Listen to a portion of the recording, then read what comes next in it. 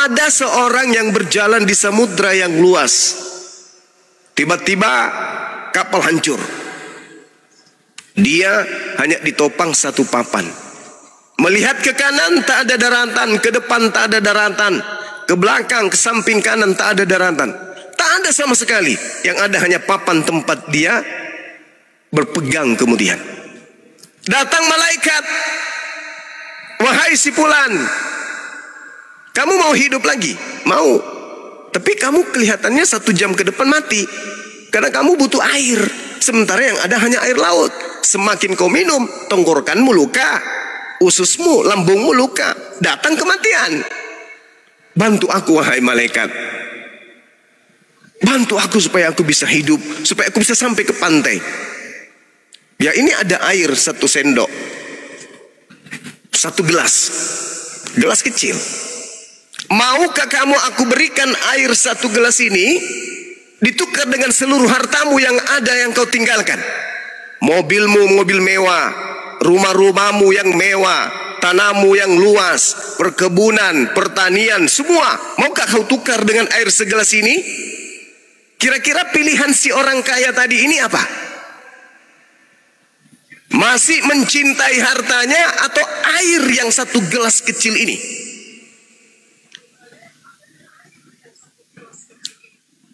Pasti dia milih air segelas ini. Itulah bukti bahwa harta yang kita punya itu tak ada artinya dibandingkan terpisahnya roh dan jasad. Maka apa yang harus menjadi konsentrasi kita sebagai orang beriman? Kehidupan setelah kematian. Sehingga segala upaya yang kita lakukan ikhlas. Segala upaya yang kita lakoni dalam kehidupan ini ikhlas, ikhlas, ikhlas, ikhlas karena Allah, bukan karena harta. Harta hanya dipakai untuk beramal. Bukan harta itu dipakai kemudian untuk meninggalkan Allah, meninggalkan Tuhan. Jadi kalau saudara Kristen ini ingin masuk Islam karena harta, takut masuk Islam karena harta, bung, kita lahir tanpa membawa pakaian apalagi harta. Dan kita akan kembali meninggalkan dunia juga ini tanpa harta. Lihat seekor ayam, dia hanya punya 2 kaki. Kakinya tidak bisa memegang, dia hanya mengais-ngais. Sekali dia mengeram, anaknya itu sampai puluhan. Tapi dia mampu menghidupi anak-anaknya. Kita manusia, dikasih tangan, dikasih kaki, takut hidup. Na'udzubillah summa na'udzubillah.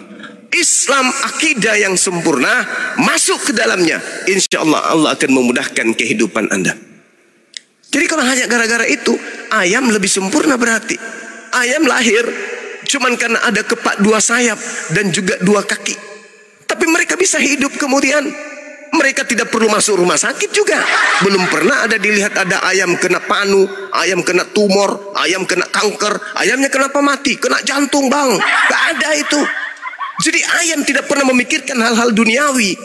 Sehingga dia bersih dari penyakit-penyakit. Kita juga jangan kayak gitu. Di rekening banyak duit, merasa nggak ada, takut kemudian memberi, takut kemudian bersedekah kepada orang yang lagi membutuhkan. Ini ada orang akidahnya sudah dia ragukan kemudian menyembah kepada orang yang keluar dari kubur, tapi takut tinggalkan itu, takut miskin. Jadi saudara, dengan kondisi itu kemudian percayalah, alam semesta ini Allah sudah siapkan untuk kita. Ketika kita dekat kepada Allah, maka dunia akan mengejar kita. Percaya itu. Percaya itu. Dekat kepada Allah, menjadi orang yang taat kepada Allah, dunia ini akan mengejar kita. Ada saja harta, ada saja rezeki dari Allah. Ya, saya kira begitu, saudara. Silakan.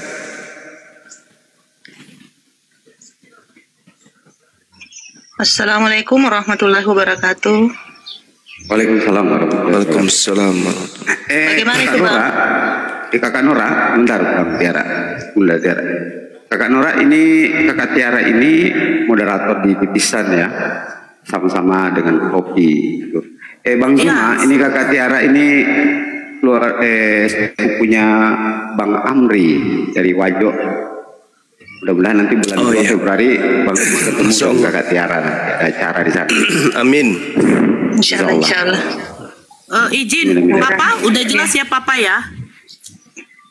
Papa. Ya, baik host, terima kasih. Sama-sama. Subhanallah, sangat luar biasa sekali jawaban dari Bang Juma. Kami doakan semoga Bang Juma selalu sehat. Amin, amin, amin. Amin ya rabbal alamin. Ya, oke ya Bang. Beliau sangat melajari. Amin. Mungkin ada rekan-rekan yang mu'alaf di sini, bisa kita dengarkan penjelasannya sehingga. Jangan Bang, kita diskusi dulu ini Bang. Diskusi, kalau udah disampaikan udah Bang. Maaf ya Bang ya, Papa. Oke. Ya. Oke. Assalamualaikum Papa. Iya, sama-sama Bang. Sama-sama. Iya. Bang, saya menaikkan apa? Ya silakan Bang Andre, silakan Abang. Saya naikkan dulu orang. Naikkan orang. Aku mau cari hotel. Naikkan orang. Itu Pak, Kak Nora gimana itu? Si Taliban minta naik tuh. Si Taliban minta naik? Iya. Dari tadi tuh. Ya, biar naik. Abang Taliban naik. Bang Suma mungkin Bang? Gimana Bang? Mau Bang Suma dulu tanya. Iya silakan aja, kan Muslim beliau kan, bahkan beliau itu adalah seorang ustadz. Silakan. Ya mau naik dia. Tafadol. Itu dari Blender Bang, saya belajar. Nora tuh. Blender bilang kan tafadol katanya. Oke. Naik kamu ya. Enggak, saya ada yang mau saya sampaikan nih ke Bang Zuma. Silakan deh. Apakah tepat saya nggak tahu. Saya jadi gini nih, saya kan dengar tadi itu. Ini bukan mau ngomongin ya, cuman ini sebenarnya nggak tahu nih. Menurut Bang Zuma ini ada antara Suganda dengan si Logika ini mau ada acara tarung bebas nih, gitu. Nah, jangan-jangan mubahalanya udah mulai.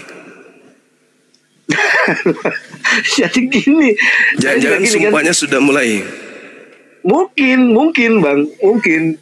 Nah, saya gini, pada saat saya naik gitu kan, dia panik, ini si Logika panik. Ngapain saya naik? Loh, saya di sini saya bilang, Suganda, kamu mau saya latih tidak gitu. Kan dia si Suganda ini kan belain Bang Zuma segala macam gini kan. Tenang, saya bisa latih, Bang Zuma bisa latih, saya bilang. Mau nggak? Mau. Panik lah si Logika ini. Nah, menurut Bang Zuma ini, kira-kira nih Bang Zuma, apa ya? Lo gelek lah Bang, jangan bilang logika lah Bang. Lo gelek, lo kampret gitu loh Bang. Kok logika? Kalau Bang Zuma bilang tuh logicrot. Trot gitu aja lah. Lanjut Bang Andre, lanjut. Kalau siapa Suganda ini, siapa ini Suganda? Suganda ini kalau sananya akunnya namanya Filsafat Logika Sederhana. Iya. Tadi malam ya saya lihat itu. Iya. Dan saya mengajukan bahwa saya mau latih dia, saya bilang. Saya latih gratis, gue bilang. Nah, nggak taunya ujung-ujungnya si Logika tuh saya butuh dana apa namanya? dana apa ya dia bilang untuk donasi. Jadi dia kalau mau. Assalamualaikum Bang Tanah. Assalamualaikum warahmatullahi wabarakatuh. Masya Allah, Abangku Juma. Sebentar, jangan dipotong dulu Bunda Panca, bentar. Tolong teman-teman jangan saling menimpa suara ya, tolong supaya enak edukasinya teman-teman di bawah. Bunda Panca. Saya Kakak Nora. Saya Kakak Nora Taliban, Kakak Nora. Sebentar ya Bang Taliban ya, sahabat dulu. Sebentar ya Bang ya, sebentar. Ya oke. Dimute dulu Jadi hilang saya ini. Jadi hilang sebut tadi mau ngomong apa gitu loh. Minta dibiayain untuk latihan. Iya, jadi gini, ini salah satu bentuk saya kasih tauin ya buat teman-teman semuanya ya. Jadi ujung-ujungnya itu duit si Logika ini. Jadi dia itu minta uang dukungan untuk dia latihan. Masih perlu latihan rupanya. Minta duit, saya bilang. Masih utuh latihan. Dia kan enggak, maksudnya gini. Ini tujuannya apa ini? Tujuannya apa gitu loh. Kenapa mau ribut fisik? Kenapa bisa? adu itu loh Bang. Adu fisik kan? mulut. Adu fisik iya, tapi nggak apa-apa kalau membuat surat di atas, hitam di atas putih kan. Yang bonyok jangan apa, melapor-lapor gitu loh. Iya, ya cuman kan lucu kalau dia udah minta duluan di depan di muka duit. Terus nanti kalau dia nggak ada gimana Nang? Kira-kira saya mau minta penilaian Bang Zuma ini kita mesti apa nih Bang Zuma? Apakah mesti kita apa namanya apa ya? Kita nggak usah pusing, solusinya jangan pusing. Bukan urusan kita itu. Biarin aja. Betul sih. Enggak, maksudnya tuh gini loh Bang Zuma. Kadang-kadang gini loh. Kadang kan dia itu kayak membawa-bawa. Aduh, ya juga sih. Gue ngapain pusing juga sih ya. Iya, ngapain dipusingin? Ya gemes aja sih Bang. Gimana sih? Ini orang nantang-nantang segala macam gitu, terus biarnya ujung-ujungnya duit gitu loh. Iya juga ya. Gue terlalu tua juga gue ikutin. Bener. Ya mungkin karena saya terlalu gemes kali ya. Doakan aja supaya tidak ada yang tidak ada yang cedera. Bagaimana Bang bertarung nggak ada yang cedera Bang? Ya cukup benjol-benjol aja kayak di setengah tawon. Aku kalau bisa puncungnya aja dipecahkan Bang. Tadinya saya mau minta support Bang Zuma gitu loh. Saya mau minta support Bang Zuma. Bang Zuma, apakah kita support nih si Suganda nih ya kan? Kita support. Ya bukan masalah dana, bukan. Cuma maksudnya support dengan apa namanya acara tarung bebas ini gitu loh. Nah kalau seandainya misalkan support yang ini kan mungkin apa ya, mungkin lebih kayaknya cuekin aja deh Bang Andre. Kalau menurut saya sih ya Bang Zuma ya. Allah al-azim la ilaha illallah. Mereka aja ya. Iya, Bang. tempat untuk olahraga bisa hubungi saya. Nanti saya fasilitasi di Jakarta. Saya yang bayar kemudian kelasnya. Berapa jam mereka mau? 2 jam, 3 jam, 4 jam. Saya yang bayar kelasnya untuk mereka olahraga. Seperti itu. Tapi nggak perlu latihan. Nggak main latihan lagi, nggak usah. Harus kemampuan itu sesuai dengan congor. Congor yang hebat itu akan dibarengi dengan fisik yang hebat. Kan gitu. Oke ya. Ya. Di sini ada Bang Taliban. Ya Bang Taliban, assalamualaikum. Bang Andre standby. Waalaikumsalam warahmatullahi wabarakatuh. Silakan Bang Taliban, karena di sini ada Bang Zuma. Silakan menyampaikan segala sesuatu, pesan, kesan, unek-unek atau apapun terserah Anda lah. Ya kan? Waalaikumsalam warahmatullahi wabarakatuh. Terima kasih Kakak Noraku, Masya Allah. Salam kenal buat abangku Bang Juma. Iya Bang. Saya mohon maaf nih sebelumnya Bang Juma ya. Mohon maaf sebesar-besarnya. Mungkin kegaduhan ini antara Jamaah Tabligh ini dengan API Indonesia ini mungkin kesalahpahaman. Ini antara apa ya, gara-gara topik ini sebenarnya. Kemarin kan memang awal pertama kita jumpa sama Bang Juma itu kan masalah mubahala itu kan, nggak ada rencana saya itu buat di situ. Coba tiba-tiba saja si topik itu kan, saya Jamaah Tabligh juga Bang katanya kan. Oh iya saya Bang. Cuma dia mengakui bahwa dia itu sedang terpleset dalam masalah apa, akidah atau apa. Dia bilang enggak, kalau akidah tetap saya iman Islam katanya. Cuma saya ini sering berkumpul sama oten-oten katanya kan. Waduh bahaya saya bilang kan. Kamu jangan begitu, kita nasihati begitu Bang. Kita nasihati kan. Kita nggak tahu nih masalah sama Bang Juma nih, dia pita Bang Juma dia begini begitu nggak tahu. Bang Taliban tahu. Gitu. Saya dengar, saya ada di bawah Bang. Saya ada di bawah. Saya ada di bawah. Saya lihat kok. Bang tuh apa namanya komentarnya Bang Taliban apa? Iya tentang Bang Zuma itu apa waktu itu pada saat awal kan dari awal kan awal kita bertemu dengan Bang Juma, awalnya Bang Juma masuk room saya. Kita kan cerita awal, Abang ketemu saya di mana pas ronde keberapa? Saya itu panjang dengerin Bang. Enggak bukan iya, gini. Makanya dengarkan dulu. Saya mau menjelaskan dulu sama Bang Juma. Coba di depan Bang Juma sesuai dengan apa yang diomongin sama Abang. Saya kepentingan sama Bang Juma. Iya, coba. Saya ada kepentingan sama Bang Juma saja supaya ini enggak terlalu memojokkan saya. Bang Juma ya, maaf Bang Juma. Ya, silakan Bang, silakan. Jadi seperti itu Bang Juma. Akhirnya kita dihujat lah sama teman-teman kita kan. Ya sudah, kalau saya nggak berpihak sama Bang Juma ataupun sama siapa, sama logika apalagi kan, buktikan Taliban kalau kamu itu tidak berpihak sama logika. Oke, saya buktikan dengan apa? Saya bilang kan, jangan kasih panggung logika. Oke, siap, saya bilang kan. Nah, mulai dari situ saya sudah stop, nggak naikkan logika, bahkan akunnya dia itu saya blokir. Bang Blender pun tahu itu, naik waktu itu kan. Nah, setelah berbulan-bulan datanglah si Tristan masuk room saya, Bang Juma. Nah, dia ngamuk-ngamuk ke saya, antum nggak adil, antum jolim. Ada apa ini manusia ini kan? Bang Juma enggak kau blokir, si logika kau blokir katanya. Itu namanya memutuskan sebelah pihak, nggak adil katanya kan. Loh, saya kan tahu mana manfaat dan mana yang mudarat. Kalau si logika saya naikkan di room saya dihujat, saya bilang kan. Saya tahu mudaratnya, saya bilang kan. Nggak mungkin saya mau bunuh diri, dihujat satu Indonesia, saya bilang kan. Pokoknya nggak adil. Kamu kalau mau adil, blokir dua-duanya sama Bang Juma juga. Loh, saya nggak ada masalah sama Bang Juma. Ya kan? Apa masalah saya bilang kan. Nggak ada membuat mudarat ke saya Bang Juma pun kan. Yang ada si logika membuat mudarat ke saya. Tapi nggak adil, dikeluarkanlah hadisnya, dikeluarkanlah ayatnya ya kan. Pas kebetulan teman-teman di room itu lagi ada ustadz-ustadz kita Bang Juma dari jamaah tabligh kan. Siap. Akhirnya mereka, siapa logika itu katanya. Logika itu dia ada kisruh dengan api, saya bilang kan. Dia begini begitu, saya ceritain kan.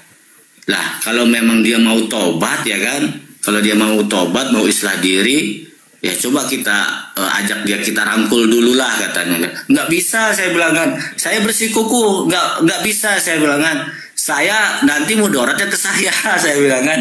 Udah tenang aja, saya bilang. Dia tenang aja, pokoknya nanti saya menghandle. Kalau si logika macam-macam kita hajar katanya kan. Begitu kira-kira Bang Juma. Akhirnya saya nggak mau, saya bilang. Saya nggak mau, saya tetap nggak mau.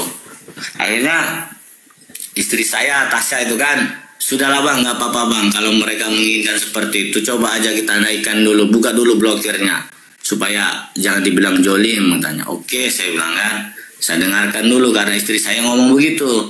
Akhirnya Tasya naikkan dia. Nah, akhirnya kegaduhan di situ lagi Bang, langsung saya dihujat sama netizen. Seperti itu Bang Juma, apanya? Oke. Kronologinya. Ya sedikit Bang Taliban ya. Saya kemarin yang tantang Anda ya, karena Anda itu sudah ingkar janji. Ingat itu saya titisan kemarin yang saya pakai akun Roh Yesus ya.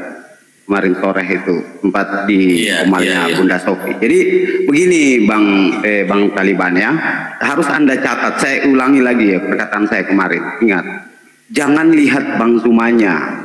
Jangan lihat apinya, tapi lihat simpatisan seluruh Indonesia umat muslim terhadap Bang Zuma. Andaikan Anda melaksanakan apa yang Anda janjikan kepada kami, yang dimana kita meminta jangan memberikan panggung orang-orang munafik, jangan memberikan ruang atau tempat lagi di komal Anda seperti logika gila itu, agar tidak menyakiti kami ini, kaum muslimin yang lainnya. Itu, tapi Anda ternyata ingkar. Andaikan kalau mau, jangan gunakan akun Taliban. Harusnya kalau Anda jeli. Karena akun Taliban itu jadi sorotan teman-teman. Karena kami melihat dan menilai, mudah-mudahan penilaian kami ini salah, bahwa di komal Taliban itu seakan-akan tidak mencerminkan apologet Islam. Kadang sesama oten, Islam di-mute, oten dibiarkan. Itu gambaran kami. Itu Filipus itu diserang di situ. Jangan begitu lah Bang Taliban. Kalau andaikan kami sudah sepakat semua teman-teman ya, andaikan itu si logika gila mau benar-benar bertobat, jangan di medsos, datang face to face, person to person, minta maaf di situ. Kalau memang mau nilainya benar-benar mau minta maaf, jangan di komal Bang. Kalau di komal itu kepentingan koin ada, kepentingan apa banyak. Jadi multitafsir orang. Kalau saya seperti itu. Jadi buat teman-teman yang lain, jangan lihat Bang Zuma, jangan lihat tapi lihat simpatisan secara keseluruhan umat muslim yang ada di Indonesia ini. Bahkan seluruh dunia bahkan. Seperti itu. Baik. Sahabat boleh saya bicara? Silakan Bang. Saya itu saja. Iya. Jadi sahabat-sahabat sekalian, dalam hal ini umat Islam ya, yang menyimak, yang selama ini menjadi pendengar, penonton, bukan saya mau sok tahu, tapi saya hanya ingin menguraikan beberapa hal.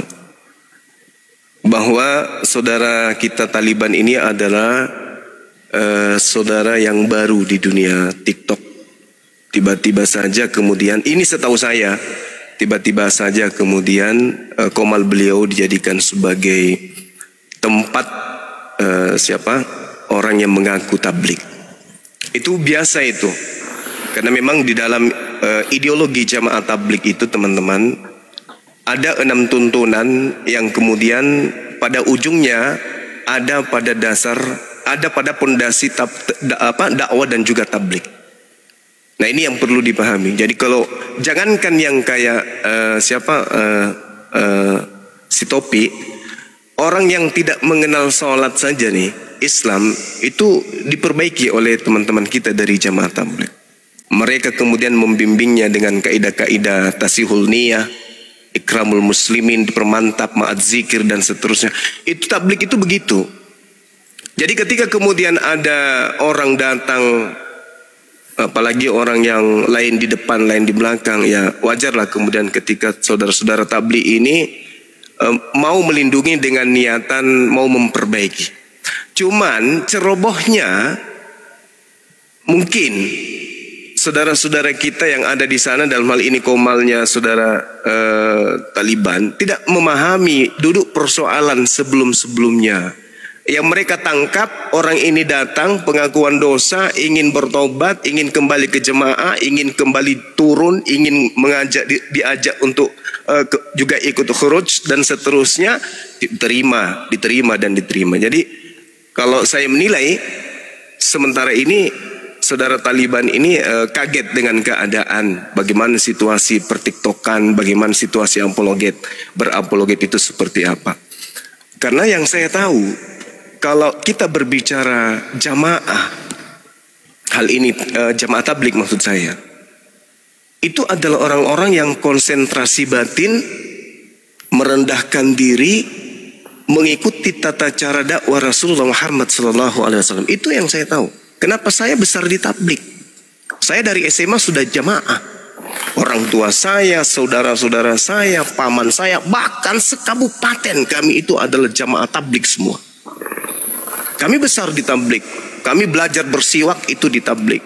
Kami belajar kemudian di luar dari pondok, kami belajar untuk bagaimana kami belajar dalam landasan teologi, bagaimana kami kemudian menunaikan kewajiban sebagai seorang muslim. Kami itu belajar, prakteknya itu di tabligh.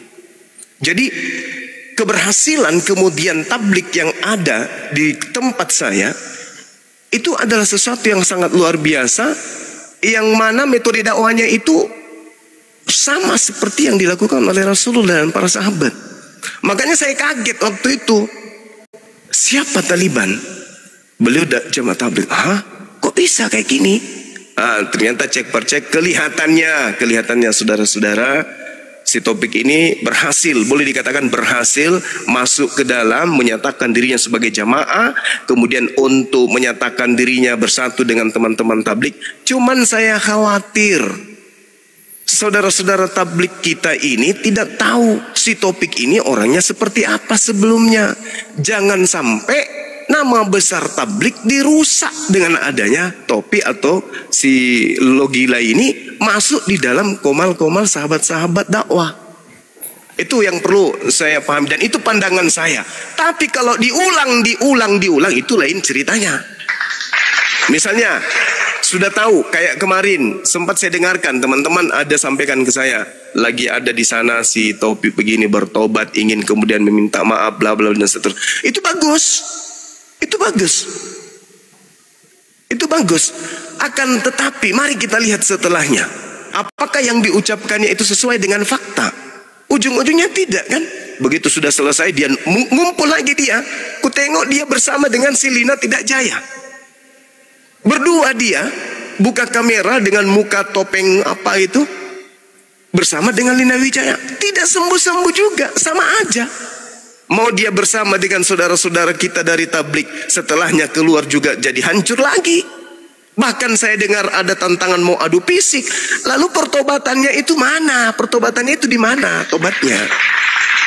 Jadi yang saya lihat, beliau itu hanya ingin jadikan jamaah tabligh ini sebagai tunggangan, sebagai tempat perlindungan. Karena sudah ada lagi tempatnya. Di Kristen sudah ditolak. Ormas-ormas Kristen yang tadinya mendukungnya sudah mundur. Kuasa hukum atau pengacara yang tadinya memberikan uang 500.000 juga sudah pecah. Udah ribut mereka, udah bertengkar. Tak ada lagi tempat berlindung. Satu-satunya kembali kepada jamaah tabligh. Nah, saudara jamaah tabligh ini tidak tahu apa yang terjadi sebenarnya di luar sana. Sama seperti beliau berani mubahalah. Kalau saya berani, karena saya kemudian merasa jangankan memerintah, niat di dalam hati aja tidak ada, apalagi memerintahkan. Dia berani bersumpah gitu loh. Ini sudah cerminan seorang yang tidak benar bersumpah demi Allah, itu berani, apalagi yang lain. Kalau pencipta langit dan bumi yang kita sembah saja berani dibohonginya, apalagi kita ini. Apalagi hanya sekedar jamaah tabligh, Allah saja ditipu. Dan bahkan ada laporan ke saya bahwa yang dipakai bersumpah itu bukan Quran, itu buku tafsir. Itu laporan temannya sendiri. Bang Suma, yang di atas kepala topi itu bukan Al-Quran, itu sering dibuka pada saat saya masih akrab, sering dibuka itu buku itu. Itu tafsir. Itu bukan Al-Quran. Nah, kalau Allah saja bisa ditipunya, apalagi kita ini. Maka sahabat-sahabat, saya jujur saya katakan, saya adalah orang yang sangat takjub, yang sangat sayang dan sangat cinta kepada jamaah tabligh. Saya pendukungnya. Keluarga saya, bapak saya meninggal dalam keadaan jamaah tabligh. Ibu saya meninggal dalam keadaan jamaah tabligh. Kakak kandung saya yang laki-laki meninggal dalam keadaan jamaah tabligh. Sekampung saya dilahirkan di desa Munte Carlo, kemudian di kecamatan Bone-Bone, Luwu Utara, Luwu Timur sana, di Kabupaten Luwu. Itu keluarga saya 99,9 semuanya jamaah tabligh. Tidak ada dari organisasi lain. Kami semua tabligh. Tidak ada dari organisasi selain daripada itu. Jadi kami pecinta daripada dakwah tabligh. Orang tua kami, orang kenal di Luwu sana, Ustadz Muhammad Alwi. Itu orang tua kami, almarhum. Beliau penggagas, beliau pembawa tabligh di Tanah Luwu. Kami punya saudara-saudara sekarang masih menjadi tokoh-tokoh tabligh di Tanah Luwu sana, di Sulawesi Selatan ini. Jadi kalau ada seorang topik kemudian mau menjadikan jamaah tabligh ini sebagai pasukan untuk masuk ke dunia debat, saya rasa itu keliru. Keliru sekali. Dan memang jamaah tabligh itu bukan di situ ranahnya. Jamaah tabligh itu dalam menjalankan misi dakwanya, berkat ketulusan para anggota dan pengikutnya, kesederhanaan yang mereka punya, serta pesan-pesan dakwah yang kemudian mereka sampaikan, mereka gaungkan, itu jatuhnya langsung kepada setiap muslim yang menjadi sasaran dakwah mereka, bukan kepada orang-orang non-muslim. Itu yang saya tahu. Kalau hari ini sudah merambah juga ke perbandingan agama, ya itu belum pernah saya temukan materinya di selama saya di jamaah tabligh. Saya kira begitu, saudara. Saya juga minta maaf kalau ada kata-kata saya yang kemudian tersulut, menyudutkan antum. Ya, tidak Bang Juma. Kita jamaah tabligh. Saya minta maaf Bang Juma. Jadi ya, sifatnya artinya tak ada masalah, kita saling memaafkan satu sama lain. Iya Bang Juma. Iya Bang Juma. Jadi Bang Juma tahu sendiri kan sifat daripada jamaah tabligh merangkul, ya kan? Betul. Saya paham. Tiba-tiba dia datang ngaku jamaah tabligh, jadi kita rangkul lah, ya kan? Siap. Jadi seperti itulah kronologinya Bang. Jadi teman-teman kita ini mau memberi kesempatan gitu. Ya, namanya penilaian netizen Bang, nggak apa-apa itu Bang. Intinya Abang sama Bang Zuma udah clear. Maaf semuanya, aku izin turun dulu ya semuanya. Makasih semuanya. Assalamualaikum warahmatullahi wabarakatuh. Iya, sama-sama. Bang Zuma pun tahu gitu sifat daripada jamaah tabligh ini kan berangkul gitu kan. Saya dari sana, betul. Betul sekali. Jamaah tabligh itu merangkul, benar sekali, sampai mendatangi rumahnya. Oh, jangan, indah sekali jamaah tabligh itu, indah sekali. Dan itulah Islam yang saya rasakan indahnya itu di tabligh. Silakan. Ya. Oke ya Bang, Taliban saya rasa sudah cukup ya. Bang Siap, Juma juga siap. udah cukup ya Bang. Siap. Oke Bang Juma dan teman-teman Makasih, Bang. para Makasih, netizen di makasih. seluruh Indonesia, saya mohon maaf atas kegaduhan ini kan. Mungkin karena ini Iya. topik lah si gila ini kan, jadi kita jadi terprovokasi jadi semuanya. Iya. Saya titip salam sama guru-guru kita Bang. Salam Siap, dari Abang Gus. Siap, saya Abang sebagai Gus. salah Siap, satu Masya Allah, pemerhati jamaah Masya Allah. tablik. Siap. Abang Saya Taliban, nanti mewakilkan Bang Juma, saya mewakilkannya siap. Amin. sedikit bisa bicara kah? Iya, Kira-kira silakan. Bang Bu. Taliban masih naikkan lagi enggak logika ke situ? Mohon maaf. Bisa kalau dia itu sudah betul-betul taubatan nasuha, kenapa tidak? Silakan aja. Tidak masalah. Enggak, sudah. Tapi Kemarin kalau masih sahabat kayak Saya, ada saya mohon Iya, maaf. luar biasa. Oke, Iya. Abang Gus, saya mohon izinnya Abang Juma ya. Kan orang Iya, juga, Masya Allah. Bunda Panca, Subhanallah. buat Kak Tiara juga kemarin keras sama saya, buat Bang Iya. Pratama juga Bang Diannya, Masya Allah. Minta maaf ya Buat Bang Taliban. buat netizen Indonesia, saya juga minta maaf yang sebesar-besarnya ya. Mohon maaf, Masya Allah. Tidak ada. Cuma sama Bang Titisan, izin sama Bang Taliban. Saya kan udah bilang sama Bang Taliban kemarin. Udah Dan clear satu Bang lagi, Dian, Bang. jangan Sebentar. diperpanjang, kita mau diskusi ya Enggak. Bang. Sudah Bang Dian. Udah, Sudah dijelaskan sama Bang Juma semuanya. Sudah dijelaskan sama Bang Juma. Sudah paham. Tolong Bang. Insya Allah. Ya udah. Insya Allah. Oke. Kakak Nora itu ada got itu. Dia tadi komplain. Jadi sedikit Dinda. Silakan. Umat Islam di Indonesia ini kita harus bersyukur kepada Allah karena adanya saudara-saudara kita dari jamaah tabligh. Kenapa saya katakan begitu?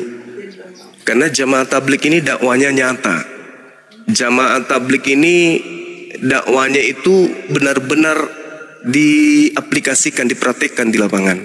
Saya paham betul, saya dari jamaah tabligh, dan apa yang kemudian menjadi materi di dalam dakwah itu, hari itu atau besoknya itu langsung dipraktekkan.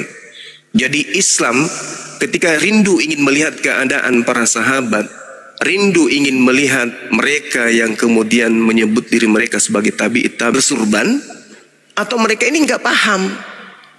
Nah, dengan hadirnya kemudian saudara kita Taliban, artinya mereka nggak paham lah. Karena saya ngerti tabligh, saya ngerti. Saya tabligh itu dari sejak SMA kelas 2. Saya sudah ikut jamaah tabligh. Jadi Luwu itu teman-teman, ada satu kabupaten yang hampir membelah 2 provinsi Sulawesi Selatan ini, itu semuanya jamaah tabligh.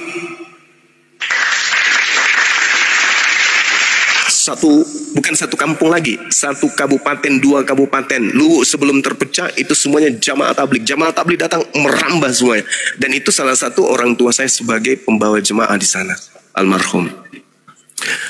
Seperti itu saudara-saudara. Jadi tak ada lagi, jamaah tabligh itu adalah satu komunitas dakwah yang harus kita junjung tinggi, yang harus kita hargai, yang harus kita dukung.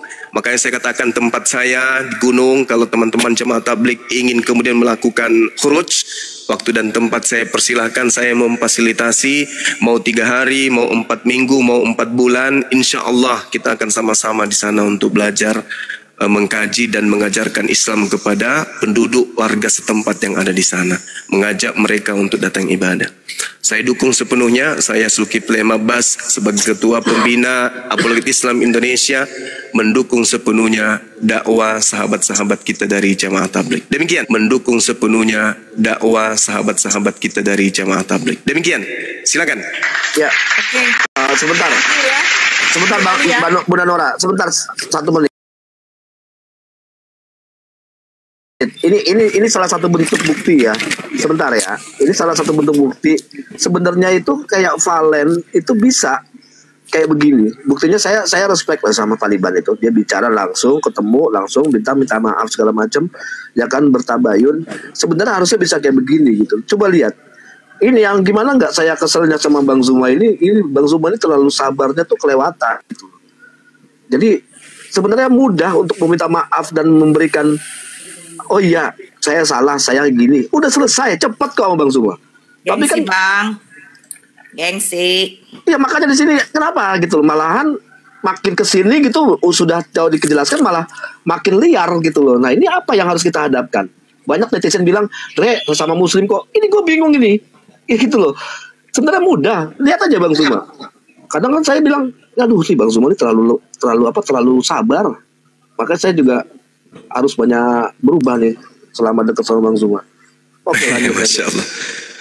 Ya. Oke, silakan saudari Dot atau apa ini namanya ini? God. Oh. Oke. God. God. Dia Tuhan, Bang. Assalamualaikum. Silakan, Bang. Agama apa, Bang? Saya Maulana. Alhamdulillahirabbil alamin. Insyaallah. Cuman agak rada-rada peluh. Iya, lanjut. Muslim. Iya. Dari tadi saya mau belajar, Bang. Saya masuk rumah ini mau belajar, Bang. Karena saya mau alam. Pastinya. Banyak sekali yang saya sudah dengar pengetahuan ilmu tentang keislaman. Jadi saya lebih cenderungnya pengen belajar daripada curhatan-curhatan tadi. Sehingga saya sempat typing di bawah untuk durasi curhatan dipersingkat aja. Baik, Bang. Baik. Mohon izin yang pertama yang saya mau tanya, mau minta pengetahuan, apakah di dalam Islam ada struktur atau tokoh-tokoh agamanya? Gimana? Apakah di dalam Islam ada struktur tingkatan tokoh-tokoh agamanya? Ada tingkatan. Kalau di Islam itu sumber ilmu yang punya tingkatan seperti kiai, ulama, ustadz, mubaligh, dai. Itu mereka adalah orang-orang yang menjadi narasumber keilmuan. Seperti itu. Jadi kalau guru-guru kami itu mereka itu adalah tokoh yang kami hormati, yang kami beri dudukan sebagai orang yang menjadi panutan. Seperti itu kalau kita di Islam.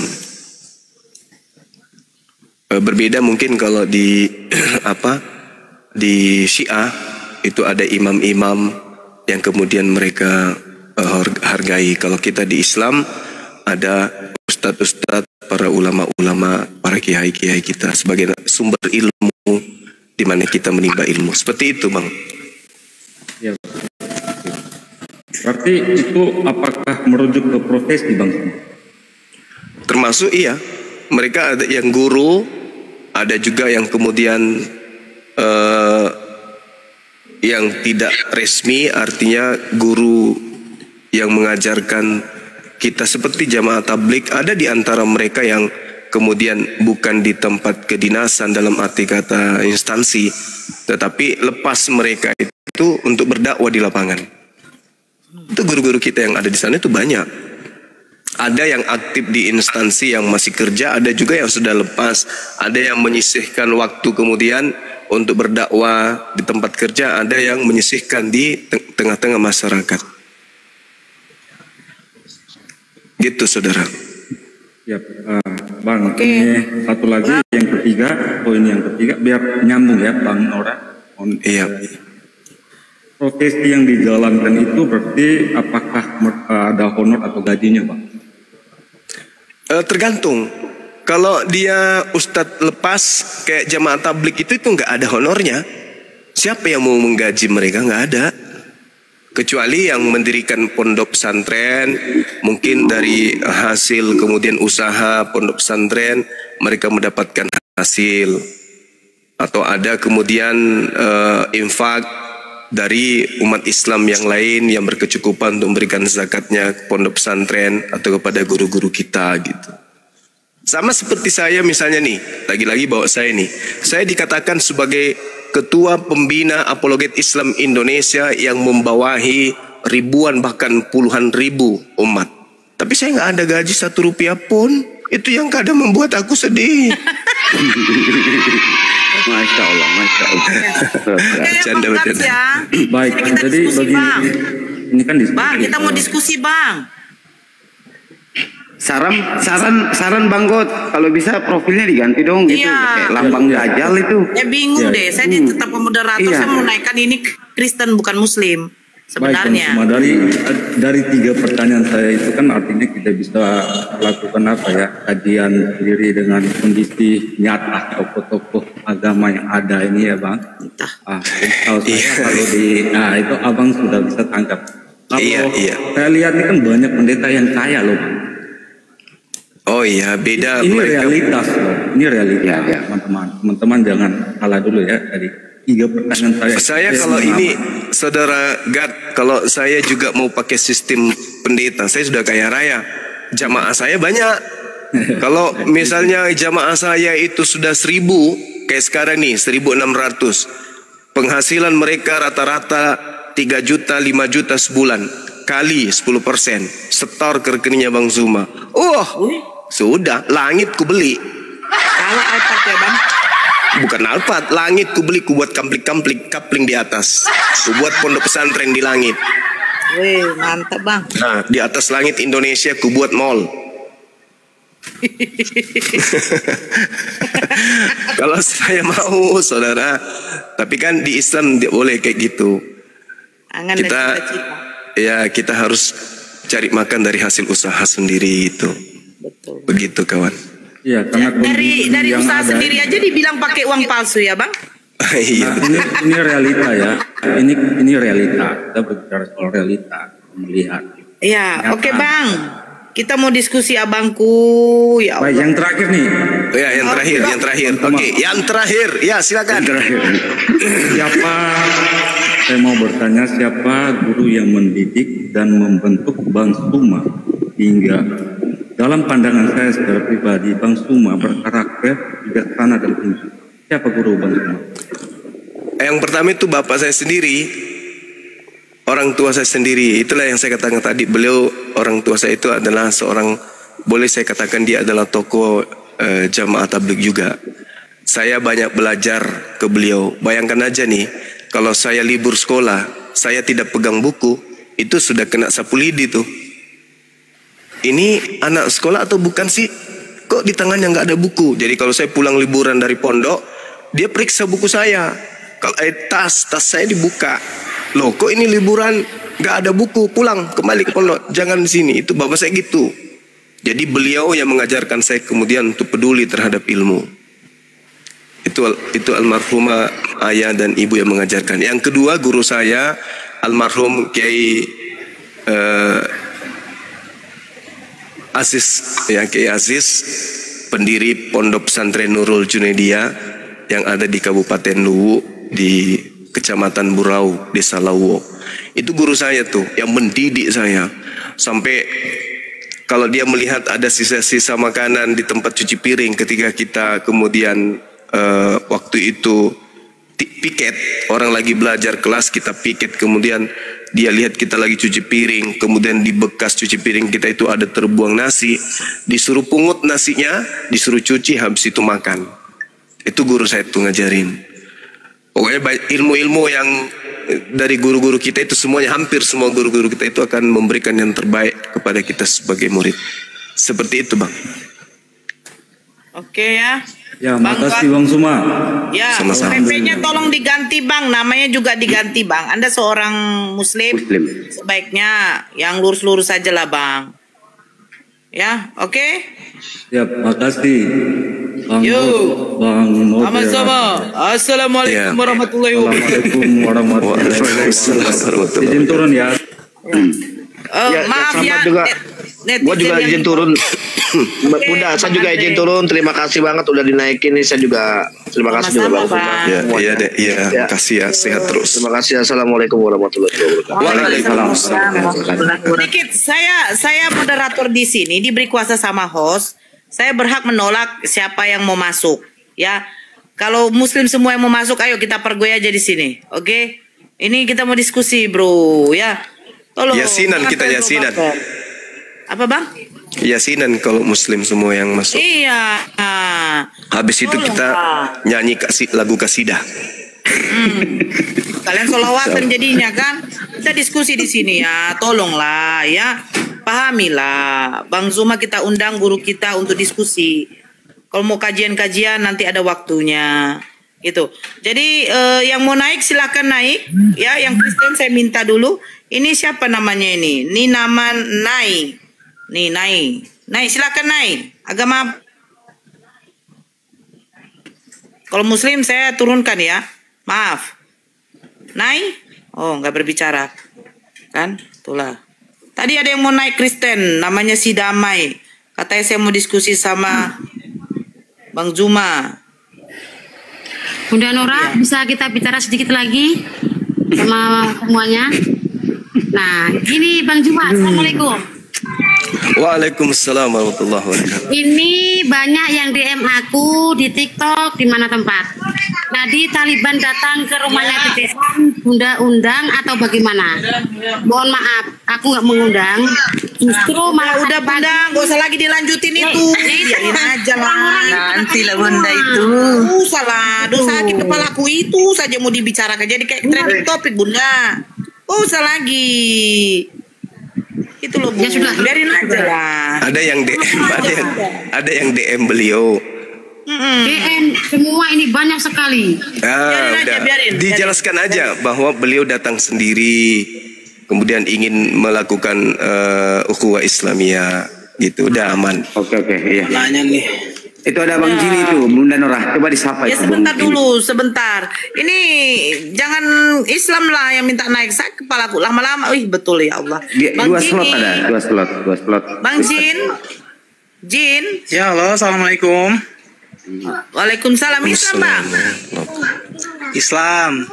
Aduh, memanglah. Heran aku. Woi, tolonglah saudara-saudaraku. Nih minta naik Munawir. Ya, assalamualaikum Dek. Assalamualaikum. Waalaikumsalam. Assalamualaikum. Disampaikan Dek. 5 menit. Bentar dulu kan Nora. Silakan. Izin ya Bang Anda ya. Khususnya Bang Juma gini Bang Juma. Ini mengenai tadi tertarik dengan apa yang Bang Juma sampaikan. Sebenarnya perkara Taliban dan si Aduh, masalah ini lagi. Dek, enggak lanjut lagi. Enggak lanjut lagi, Dek. Maaf. Nanti di lain waktu, Dek.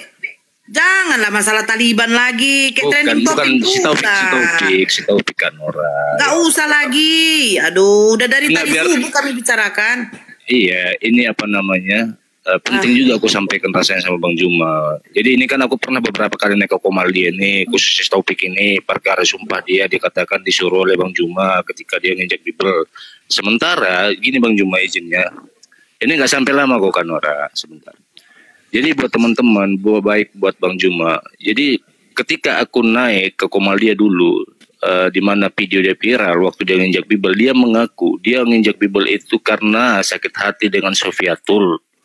Cuman waktu itu aku kaget, dia bilang dia menginjak Bible itu karena disuruh oleh Juma dan Api. Nah ini dusta. Sudah Bang, udah dijelaskan itu loh Bang. Ya buat yang lain biar paham juga kan Nora. Sudah. Ya, jadi kalau udah yang paham. Datang gimana nih? Aduh, saya tidak ada ngekick ya. Tolonglah kalian pahamilah. Di sini mau diskusi. Ini Bang Zuma guru kita. Pahamilah. Kalian paham gak sih konteks diskusi apalagi di live kan di YouTube? Tapi nanti dibilangnya, Bunda sabaran dong Bunda. Gak boleh kayak begitu. Guru kalian undang untuk ngajar. Bunda Nora yang Ustadz kemarin mau naik boleh ndak? Dia DM aku ini. Siapa? Yang sama Taliban kemarin itu loh, Ustadz siapa itu? Udah clear nih masalah Taliban. Bunda Panca udah dulu tuh, udah nanti lah. Clear itu Bunda Panca diulang-ulang terus. Nanti insya Allah kalau beliau buka komal, insya Allah nanti saya yang kesana besok hari kalau ya Ustadz ya. Makasih niatannya. Saya minta maaf kalau ada kata-kata saya yang kurang berkenan. Ya karena saya juga belum kenal antum semua. Begitu juga antum belum kenal saya. Tapi yang orang tahu Bang Suma itu orangnya keras. Bang Suma itu orangnya kemudian bahkan orang Kristen mengenal saya sebagai penghujat, penista gitu. Bahkan saya sudah menjadi terlapor gitu Ustadz. Jadi mohon maaf ketika saya ada salah, ada kekeliruan. Yang pasti saya tidak ingin jamaah tablik ya, itu ternodai dengan orang yang ingin memanfaatkan nama besar, nama yang mulia jamaah tabligh. Itu aja sih sebenarnya. Saya juga kaget dengan keadaan yang kemarin. Jadi saya minta maaf para guru, para ustadzku yang ada di jamaah tabligh. Saya, Bang Zuma, ya salah satu anak yang dilahirkan besar di jamaah tabligh. Mohon maaf yang sebesar-besarnya. Jadi ini tidak perlu diperpanjang lagi. Izinkan kami berdakwah lintas agama. Silakan para guru-guru melanjutkan misi, kemudian bagaimana ketulusan para anggota pengikut jamaah tabligh dengan kesederhanaannya, kemudian untuk melanjutkan terjun langsung dakwah di tengah-tengah umat. Silakan. Terima kasih. Okay. Insya Allah di waktu lain saya akan hadir di tempat teman-teman jamaah tabligh. Ya. Saya kalau Bang Zuma ngomong nggak berani saya potong. Izin ya Bang. Iya. Iya begini ya, netizen yang di bawah saudara-saudaraku, masya Allah, saya bukannya sok kali di sini, tidak. Hostnya sudah menyerahkan saya sebagai moderator, berarti moderator berhak untuk mengambil alih. Nah, kebetulan ada guru kita di sini, beliau mau mengajar, meluruskan oteng-oteng yang kepalanya sengklek, otaknya sengklek. Bukan saudara-saudara kita naik terus bertanya curhat gitu loh. Pahamilah ya, pahamilah saudaraku sayang, cintaku. Nah, yang Kristen yang mau naik silakan naik. Tadi nantang, katanya saya mau diskusi sama si Juma, saya mau diskusi. Naiklah kau, jangan kau pula mau dijambak-jambak, aku gendong kau pun juga nggak bisa kau. Naiklah. Aduh, gimana itu Bang? Iya. Jangan-jangan nanti juga si Dokma ini ngaku dari jamaah tabligh juga nanti. Bang, seru kali kalau besok langsung ketemu dia juga ya. Kuda dada dulu lah ya Bang ya. Boleh di live kan Bang? Izin. Iya, di live kan aja, lah apa-apa. Minimal kan aja, tapi bukan saya yang live kan, nanti mungkin Pak Faruk atau yang lain. Iya. Iya. Siapa? Si Dosma. Enggak, udah balik dia, enggak di Medan lagi katanya. Kita lempar kue tai, bawa pernah rumah tai.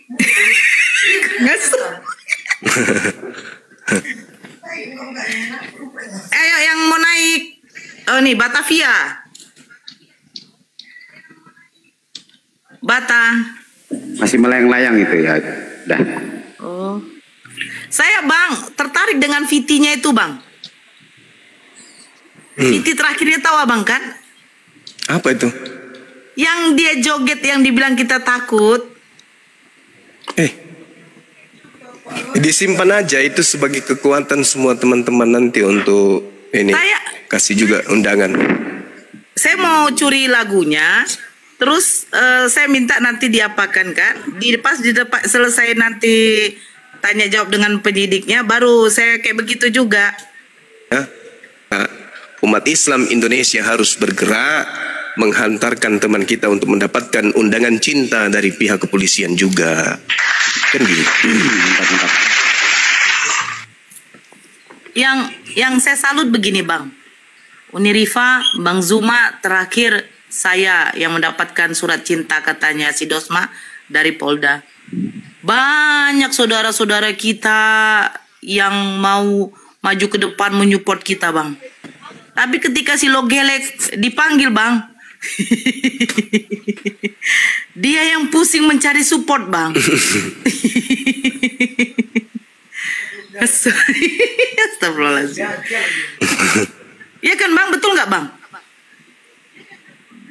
Betul. Tengok dukungan saudara-saudara kita itu di bawah taping waktu di room Abang tuh. Saya perhatikan, Masya Allah, ya Allah, ya Robi. Saya bilang, ini betul-betul Islam. Dia, waktu mau dipanggil, syukurin lo, mampus kau. Apa gitu kan? Masih ingat nggak kasus ini? Masih ingat nggak kasus 212? Ya. Seorang wali kota aja bisa kan ya? Iya betul itu Bang. Apalagi hanya seorang penari latar. Tunggu aja tanggal mainnya. Tunggu. Siap-siapkan aja diri dia. Ada yang dukung loh Bang. Ada yang dukung yang soal yang kita Alamak, mau dia panggil ketiga Tuhannya turun ke bumi pun tak akan pernah bisa. Lihat aja nanti.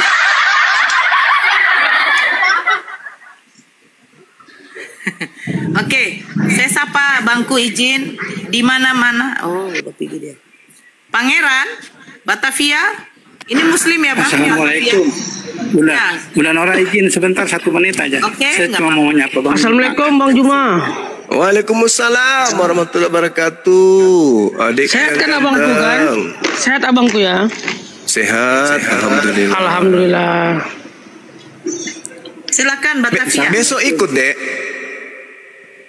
Kemana? Ikut kemana Bang? Ya ikut sama Opung Rambe. Enggak. Kemana? Tamasya sama Uktinora. Oh enggak. Jadi Aceh Bang.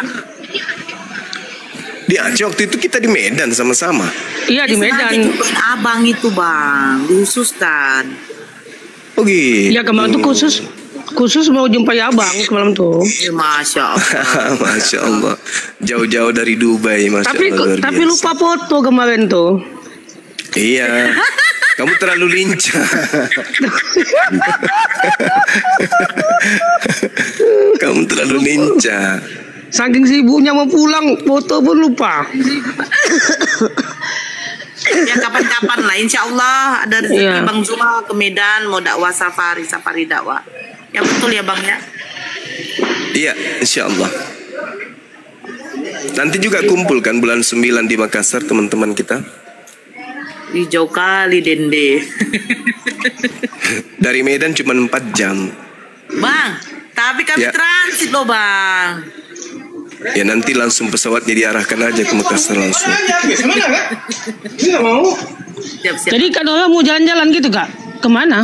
Dia tidak tahu ya Bang ya? Nggak tahu aku. Di Polda Bang. Aduh. Ya udah ayo naikkan teman-teman kita yang lain. Don Suba, selamat pagi. Assalamualaikum warahmatullahi taala wabarakatuh. Waalaikumsalam warahmatullahi Bunda Nora, Bangku Bang Zuma, subhanallah. Iya Bang. Masya Allah. Sehat-sehat semua. Oke, sama-sama Bang. Terima kasih. Bagas. Ya, selamat pagi Bang Glenn. Agama apa? Ada yang tarik kakinya. Gak tahu. Bang Glenn Daniel dari Denom apa? Samandia. Dari Denom Pitikanak-Kanai. Pitikanak-Kanai. Assalamualaikum warahmatullahi wabarakatuh. Waalaikumsalam warahmatullahi wabarakatuh. Jam berapa pesawatmu Bang Glenn? 1 Kenai. Dari bandara wi. Jam berapa? 1 Kenai. Oh, sis Bang Glenn, aku mute kan. Irwan. Masih melayang-layang rohnya. Udah duduk sama saya. Iya, Irwan. Di sini masih melayang-layang sini di host. Mampus. Nah, jadi silakan Bang dulu kajian Bang. Ini sebenarnya temanya apa? Si host juga tidak tetapkan. Konsep apa ini Bang? Kira-kira Saya serahkan ke ini. Tadi sebenarnya ada tema Bunda Nora, hanya kan itu tema lama yang belum bisa digugat oleh teman-teman Kristen, belum bisa dibantah, yaitu Kristen pembuat kejahatan, umat Kristen pembuat kejahatan. Tapi sampai hari kenapa masih tayang di temanya, karena belum ada satupun umat Kristiani yang membantah itu, mampu membantah. Atau mungkin ada tema lain dari teman-teman. Oke. Hamzah. Assalamualaikum warahmatullahi wabarakatuh. Waalaikumsalam. Izin Bunda Nora, izin 1 detik aja, 1 detik. Dah habis. Dah. Assalamualaikum Bang Zuma. Waalaikumsalam warahmatullahi wabarakatuh. Iya Bang. Iya Bang. Abang, saya ingin sampaikan aja. Mereka-mereka yang hujat, mereka-mereka yang tidak suka dengan abang, saya selalu typing di bawah, mereka itu fans sejatinya abang. Wallahi demi Allah. Sampai makanya saya harap setiap abang live, saya siapkan handphone satu lagi untuk saya rekam. Kalau ada oten-oten yang bahasanya menghina Nabi saya, Nabi Muhammad SAW, maka jihad fi sabilillah kita akan jalankan. Gitu bang. Masya Allah. Iya, makasih bang. Hati di jalan. Hilang. Kok langsung hilang ya? Keras amat moderatornya. Masya Allah. Ayo buat Kristen pendeta-pendeta silakan naik.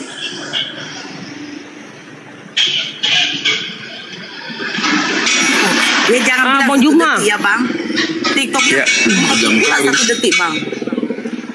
Ya kan? Jadi kan kemarin tuh kan mau Juma, ada yang curhat sama aku di komalku kan bang.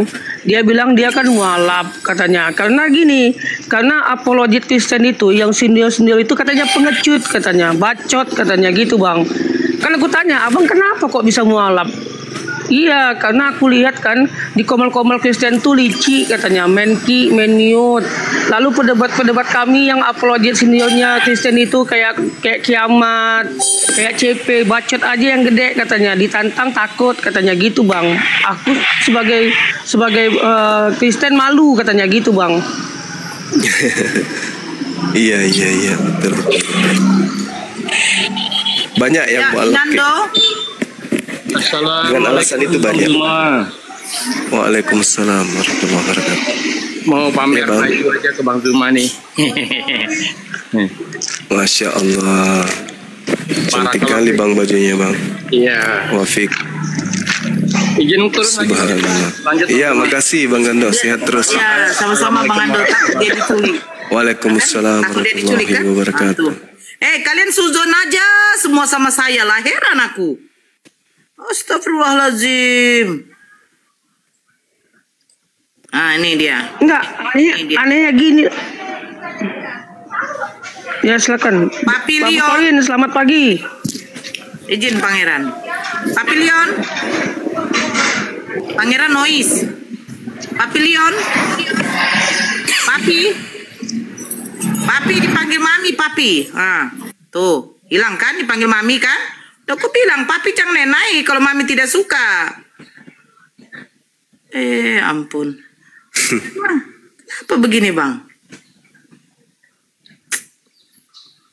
Mereka masih ibadah mungkin. Hari apa nih? Rabu. Arianto. Saya bingung bang, siapa yang mau saya naikkan? Apa Pangeran? Jadi kemarin tuh ada yang memang jujur kali kak di komalku. Dia mualaf gitu loh. Jadi kan kok bisa jujur kali dia bahwasannya dia tuh mualaf karena dia lihatnya apologet Kristen itu yang senior tuh kenapa pengecut semua, ditantang nggak berani katanya, yang ada yang sakit perut lah, yang ada sakit gigi lah gitu kakak. Jadi kami di situ kagum dengan dia gitu loh, kagum dengan dia yang mengatakan apologet Kristen itu cuman bacot aja yang gede, di TikTok aja yang bacotnya gede, tetapi ketika ditantang nangis gitu loh. Dia ngomong gitu kakak, kenapa ya apologet kami yang Kristen itu yang senior tuh pengecut semua katanya, bacot aja yang besar, nantang-nantang, ditantang balik nangis gitu kakak. Itulah Farikid. Fari,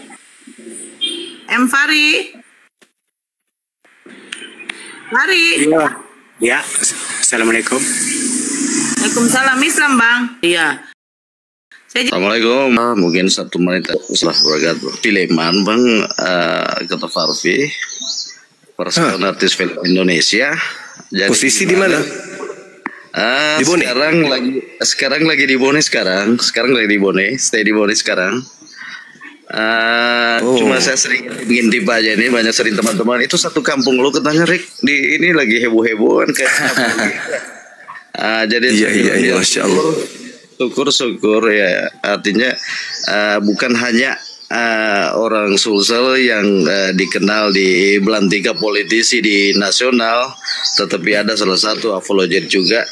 Artinya saya sangat bangga juga bagaimana ini hanya mau sekedar sarang ini karena waktu kali ya bundanya katanya mepet, jadi makanya saya bilang mungkin kita bisa bikin film ya tentang kerasulan Paulus atau apa dan lain sebagainya itu ya. Yang penting ada data semua bisa supaya lebih seru tentang penguatan dan penjelasan bahwa inilah sebenarnya tentang Alkitab atau perbandingan Al-Quran atau dan lain sebagainya. Itu selagi tidak menyimpang, artinya tidak ada rekayasa seperti ini, kita pakai data itu nggak ada masalah. Bisa Al-Quran surah An-Nisa jadi rujukan ayat 157. Mantap itu. Itu bagus kita buat film. Boleh. Itu kan ada saya lihat tadi ada yang mualaf tatuan yang sudah turun tadi. Kita bisa bikin pemeran apa dan lain sebagainya. Mungkin bisa syuting di Makassar, di Bone atau gimana. Iya, insya Allah. Judulnya bagus ini bang, supaya banyak yang nonton. Si buta mengintip itu bagus. Betul. Sekiranya Braga. Nah, nanti kita cari figur yang mungkin bisa ada jadi Yudes. Oke bang. Terima kasih bang. Iya, masya Allah. Iya, baik bang Erik. Siap. Terima kasih bang Erik. Nanti di DM saya mungkin ada ini, kita bisa konsul dulu lah. Siap. Kalau ada waktu nanti saya singgah di Makassar. Iya. Iya, di DM saja bang Erik. Cuaca Komal agak panas. Banyak malaikat mautnya. Di DM insyaallah. Bagus, niatan antum bagus.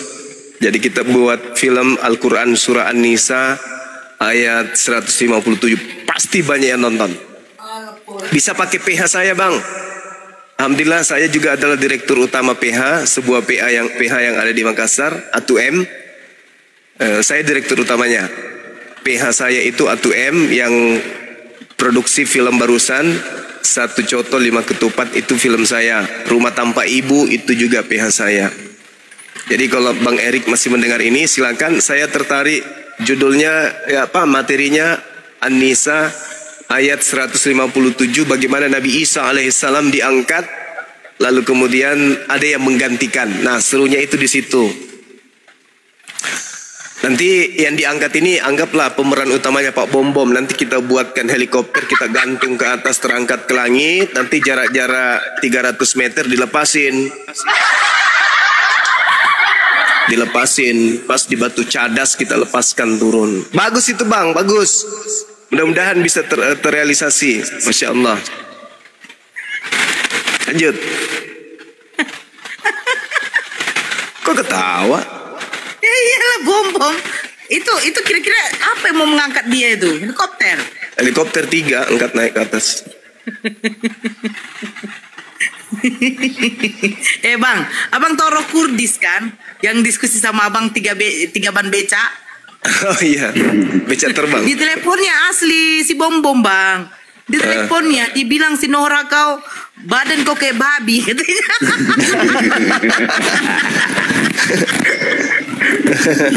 Jadi di teleponnya. Allahu Akbar. Polos dia itu. Polos dia itu orangnya bunda. Polos. Sudah ku telepon Pak Bom-Bom. Itu pendeta besar, tahu kau? Kau hina dia, kau bilang dia babi. Sudah ku telepon. Kau Padahal dia apa kak? Hah? Padahal dia apa kak? Badak. Babi lah, cemana lagi? Udah nil. Ayo. Oke, buat pendeta-pendeta di bawah naiklah, pendeta-pendeta di bawah. Buat oten-oten, buat pendeta naik ke atas. 1 Coto 5 Ketupat. Ya, film saya juga nanti main insya Allah bulan April ya teman-teman. Oh, tayang di mana bang? Bioskop seluruh Indonesia insya Allah. Masya Allah. Tempatku nggak ada bioskop bang. Layar tancap. Memang nggak ada bioskop di tempatku bang. Harus ke Medan saya dulu. Iyalah. Allahu Akbar. Apa judulnya bang? 1 Coto 5 Ketupat. Bukan, yang film Doti itu, Doti Ilmu Hitam. Oh. Tapi saya tertarik kalau ada sutradara bikin film Al-Quran Surah An-Nisa, karena di situ orang-orang Kristen pun bisa belajar dari film itu. Siapa yang menggantikan Nabi Isa alaihissalam, kan gitu. Ya. Oh iya ya. Iya.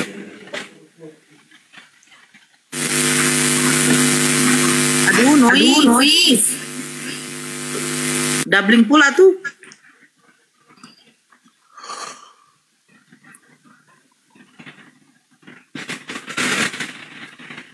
Ini kenapa nggak ada yang mau naik, Bang? Takut ditanya siapa yang keluar dari kubur. Iya ya. Itu yang saya heran ya, Bang ya. Mereka selalu mengatakan keluar dari Gua Hira jadi nabi. Kita bilang ini yang saya sama Bang Zuma. Kuburan Yesus pada waktu itu kuburan berbentuk gua, betul? Betul. Tidak? Iya. Berbentuk gua. Bagaimana mungkin Maria masuk ke dalam? Lalu di dalam ada bertemu dengan orang kan di dalam? Ada Bunda Darni dibawa ini ke Kak Nora. Tolong. Assalamualaikum warahmatullahi wabarakatuh. Waalaikumsalam. Assalamualaikum warahmatullahi taala wabarakatuh.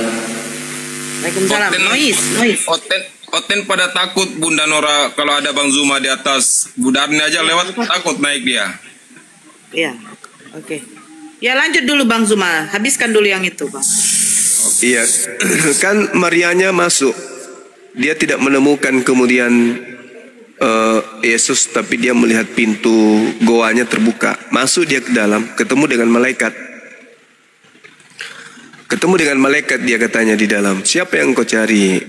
Justru Maria mencari mayat Tuhannya. Itu di dalam goa itu bukan di dalam kubur. Seperti itu. Jadi keluar dari kubur itu siapa gitu loh. Jadi Tuhan. Ya.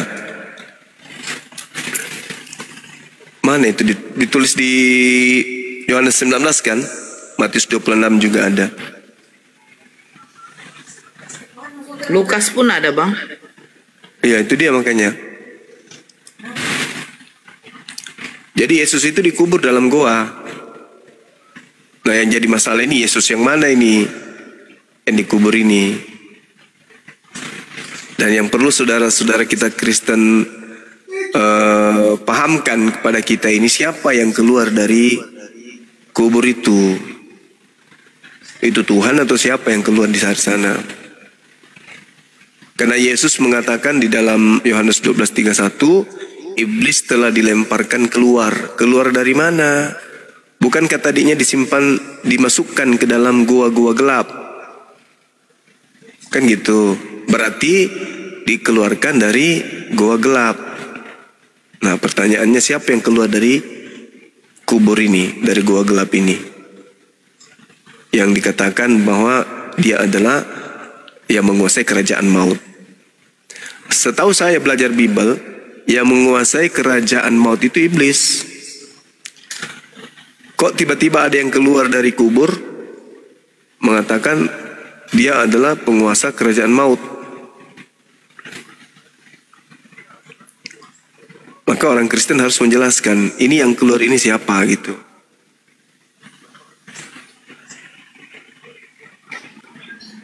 Nah, kita tanya ini Bang. Ini Kristen apa Islam? Baco. Orang Bugis ini. Orang Bugis pasti. Baco Bembala. Saudara Baco. Agama apa Meki? Kristen kah? Oh, tenggelam ya dia. Oh, lanjut Bang.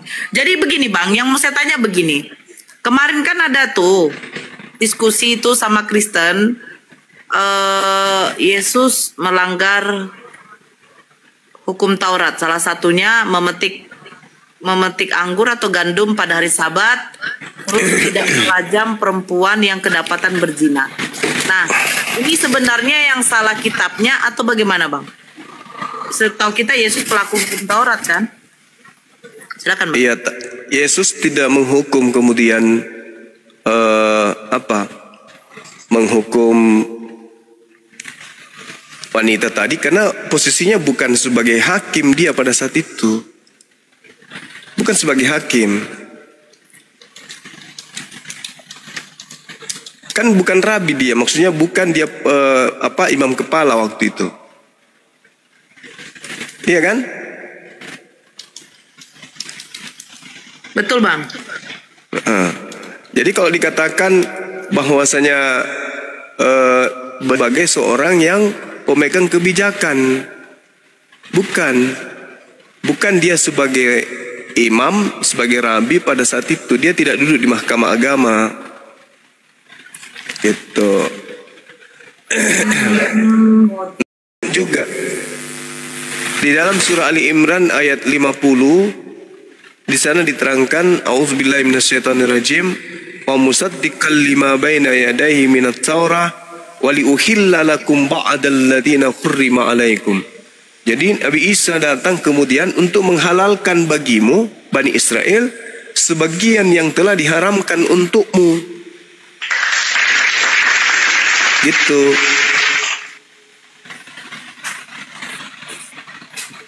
Jadi Nabi Isa itu menghalalkan apa yang sebagian diharamkan menuju kepada ajaran Islam. Kan gitu. Dari mana Nabi Muhammad tahu? Kan di dalam Keluaran 31 nomor 14, bunuhlah orang yang melakukan pekerjaan pada hari Sabat, kan gitu. Tapi ternyata Yesus tidak dibunuh, murid-muridnya tidak dibunuh. Sedangkan Al-Quran kemudian jaraknya kurang lebih 600 tahun menceritakan Nabi Isa datang menghalalkan sebagian yang diharamkan. Dari mana Nabi Muhammad tahu? Padahal Nabi Muhammad tidak pernah melakukan penelitian tentang itu. Itulah hebatnya Al-Quranul Karim. Seperti itu. Kalau terkait dengan pelanggaran Taurat yang nyata-nyata yang dilakukan oleh Yesus, nomor 13, situ dia memberikan informasi yang kelihatannya tidak sesuai. Ada juga pernyataannya dalam Yohanes. Itu artinya sama seperti dia menuduh ibunya bahwa ibunya adalah pencuri, kan gitu. Itu diterangkan kemudian di dalam Yohanes 10 nomor berapa? Nomor 8. Semua orang yang datang sebelum aku adalah pencuri dan perampok. Berarti dia menuduh ibu kandungnya sendiri. Padahal di dalam hukum Taurat, hormatilah ibumu, hormatilah ayahmu. Dia tidak menghormati ibunya dengan mengatakan semua yang datang sebelum aku itu adalah pencuri, perampok, kata dia. Kemudian dia tidak pernah memanggil ibunya dalam panggilan ibu. Selamanya dipanggil ibunya dalam panggilan perempuan. Ya perempuan, wahai perempuan. Gitu. Nah, sementara perintahnya hormatilah ibumu, kan gitu. Kemudian pelanggaran yang kedua, yang selanjutnya, kalau kita melihat dari konsep Kristen itu, jelas dikatakan di sana, ajarlah orang Yahudi, perintahkan orang Israel apabila mereka hendak mempersembahkan kurban persembahan dosa, penebusan dosa kepada Elohim, agar mereka mempersembahkan binatang ternak, domba, kambing, sapi, lembu. Tapi ternyata tiba-tiba dia datang mempersembahkan dirinya sebagai manusia. Itu melanggar itu. Pelanggaran besar itu. Itu Dinda Nora. Noise ya? Siap, Bang. Yang noise tadi si harimau. Saya hujan soalnya. Ya? Oh, hujan di sana, Bang? Hujan. Masya Allah. Harlis, Idika, Ros, Harlis, Idika,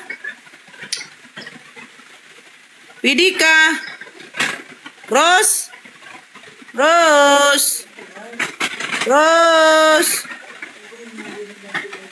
aduh.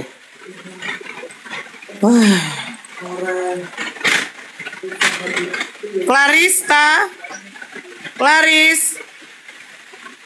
Masih melayang-melayang itu jaringannya. Tunggu. Oh, Bang Zuma lagi sakit ya, Bang? Iya, mau makan durian ini. Udah Clarista. Makan durian? Iya. Oh, Clarista. Kok saya masuk? Oh, iya kakak masuk. Bang Titisan, Bang Zuma saya dibawa aja, saya moderator dibawa aja ya. Dibawa aja. Iya. Izin Bang Iya ya. Bang Pratama Dian, makasih ya Bang. Yo. Assalamualaikum. Ya. Sehat selalu ya Bang. Waalaikumsalam. Clarista agama apa kak?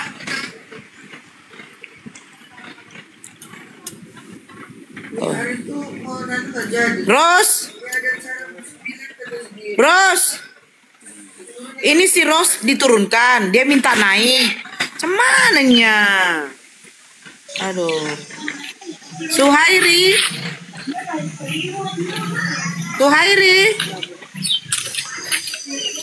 Tuh. Kayak kerja di Apot loh. Betul. Andia kan? Ical. Kita Bang. Dengar Bang, kita Bang. Andiaga, kakak, kan? Memanglah. Makanlah dulu kalian coto. Hei, Martinez, hei.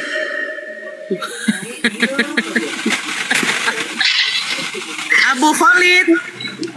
Assalamualaikum warahmatullahi wabarakatuh. Waalaikumsalam warahmatullahi wabarakatuh.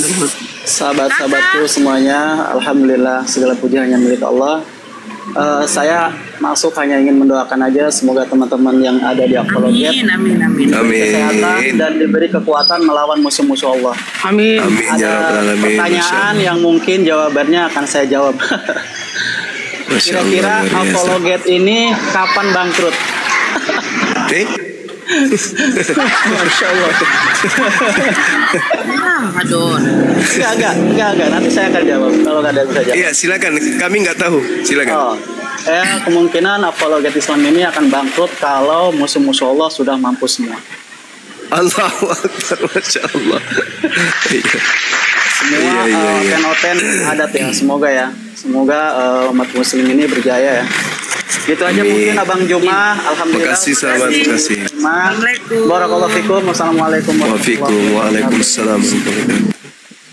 Bunda Nora dipantau Oten, kok masih live? Jadi kalian pikir saya ampun aku. Dibilang katanya apa? Saya sudah di penjara. Santrinya. Enak aja.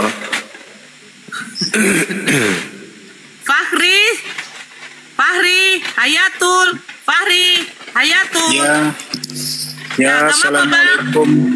Assalamualaikum warahmatullahi wabarakatuh. Hayatul. Hayat.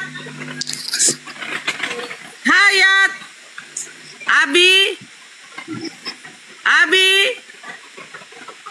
Pasien selanjutnya.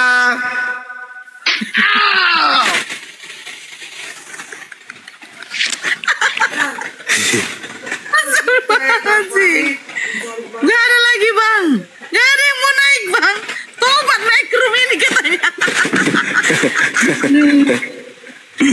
Bunda Nora teriak-teriak. Masalahnya di sini Bunda Nora. Biasa saya diskusi Bunda Nora. Ada namanya ludah pengampun dosa. Kalau yang ngeyel dapat ludah pengampun dosa. Aduh. Air berkat. Air berkat namanya, air berkat. Jadi yang ngeyel sedikit lah dulu. Selamat pagi. Aku mau po. Babi Mas. Ya. Boleh tanya pada Cuma ya? Silakan. Oke, Pak. Ini pagi Cuma dan teman-teman semua. Iya, Bang. Saya cuma mau tanya satu hal ya. Jadi kenapa saudara Muslim itu mau menyembah Allah yang kakinya di neraka? Padahal Yahweh menciptakan neraka iblis dan setan-setan. Ya, jadi Itu yang ingin tanya, itu satu aja. Jadi kenapa Muslim itu mau menyembah Allah yang kayak di neraka kakinya, padahal Yahweh yang menciptakan neraka untuk membuang atau melemparkan iblis itu. Jadi tempat untuk membuang iblis di neraka.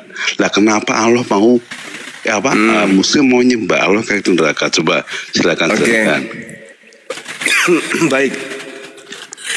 A'udzubillahi minasyaitonirrajim. Bismillahirrahmanirrahim. Wallahu ala kulli syai'in qadir. Allah Subhanahu wa taala, pencipta langit dan bumi, adalah maha kuasa atas segala sesuatu. Iya, bagaimana menciptakan sorry salah ya kamu ya. Jadi kalau Yesus yang kakinya ke neraka pasti kebakar, bulu-bulunya gugur pasti. Tapi Tuhanku itu adalah pencipta langit dan bumi yang berkuasa atas segala-galanya. Tidak ada neraka bagi Allah, karena Allah bukan makhluk. Kalau Yesus yang masuk ke neraka, habis bulu pantatnya kebakar api. Karena dia manusia, dia makhluk. Allah kuasanya terhadap neraka dan ciptaannya yang lain itu tidak ada efeknya terhadap dirinya. Karena Allah itu hakikat pencipta langit dan bumi.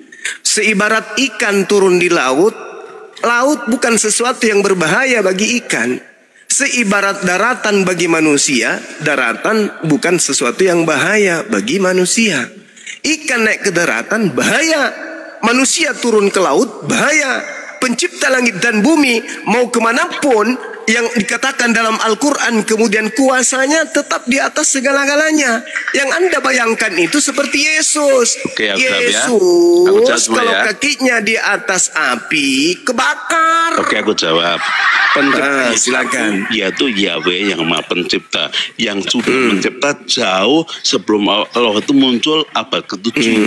Ya, jadi dia menciptakan dan bumi, dan dia melemparkan iblis dan setan-setan ke dalam neraka. Itu jelas dalam 2 Petrus ayat 2 atau ayat 4 itu dikatakan begitu.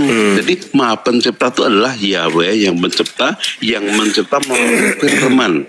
Nah, baru kemudian abad ke-7 ada Allah yang muncul dari negeri Mekah.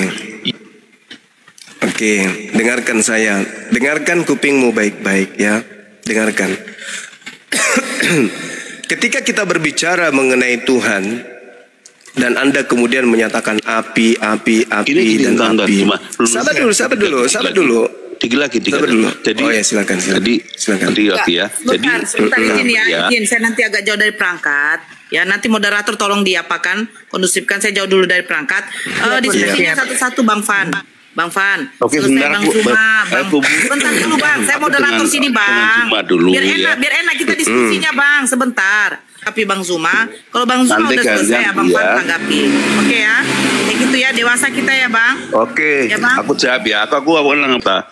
Itu menciptakan segala yang ada. Dia mencipta ya sebagai pencipta, maka malaikat itu dilemparkan ke neraka, disebut iblis atau malaikat jatuh. Nah, pertanyaan orang Kristen itu kan satu, kenapa ya Muslim menyembah Allah yang kaki neraka, padahal neraka diciptakan oleh Yahweh itu untuk iblis, gitu loh. Bukan jelas ya. Jadi kamu jangan narik, dia menciptakan berikutnya. Itu kan klaim, karena sebelumnya udah ada musik. Siapa ini? Ada musik baru muncul. Musik. Kalau kamu mengenal Yesus itu firmannya Yahweh Elohim. Jadi yang kamu lawan, makanya kenapa kamu melawan Yesus, putra Yahweh, dan melawan Yahweh yang pencipta? Karena karena alam kaki udah bang terlalu panjang bang, udah ditanggapi dulu. Oke ya. Jadi Allah Subhanahu wa taala berkuasa atas segala sesuatu, kakinya kemudian dipijakkan kemahakuasaannya, karena Tuhan itu laisa kamitslihi syai'. Oke, nah sekarang coba dengarkan baik-baik. Mazmur 18 nomor 8. Asap membumbung dari hidungnya, api menjilat keluar dari mulutnya, bara menyala keluar daripadanya. Ini Tuhannya Kristen. Kemudian Daniel 7 nomor 9. Sementara aku melihat takhta diletakkan, lalu duduklah yang lanjut, usianya pakaiannya seperti putih salju dan rambutnya bersih seperti bulu domba. Kursinya dari nyala api dengan roda-roda api. Kalau kan api ya. itu nanti kamu pertanggungjawabkan dengan diam ya. Nah, itu kamu pertanggungjawabkan. Ini cuma maka minum dulu Kak, minum dulu Bang Suma minum dulu. Saya belum selesai. Saya belum selesai. Saya belum selesai. Diam dulu. Saya masih mau menceritakan lawak-lawakan Tuhanmu yang Tuhanmu duduk di atas kursi roda api. Kubacakan perjanjian baru tentang Tuhanmu ya. 2 Tesalonika 1 nomor 7. Dan untuk memberikan kelegaan kepada kamu yang ditindas dan juga kepada kami pada waktu Tuhan Yesus dari dalam surga menyatakan dirinya bersama-sama dengan malaikat-malaikatnya dalam kuasanya di dalam api yang menyala-nyala. Kamu di mana itu? Awan-awan. Ternyata Tuhan yang dalam api. Di atas awan-awan. Gak mungkin cuma. Ulang lagi. 2 Tesalonika 1 nomor 7 jelas dikatakan, dan untuk memberikan kelegaan kepada kamu yang ditindaknya di dalam api yang menyala-nyala. Sudah jawab. Kamu minum dulu biar enak dong.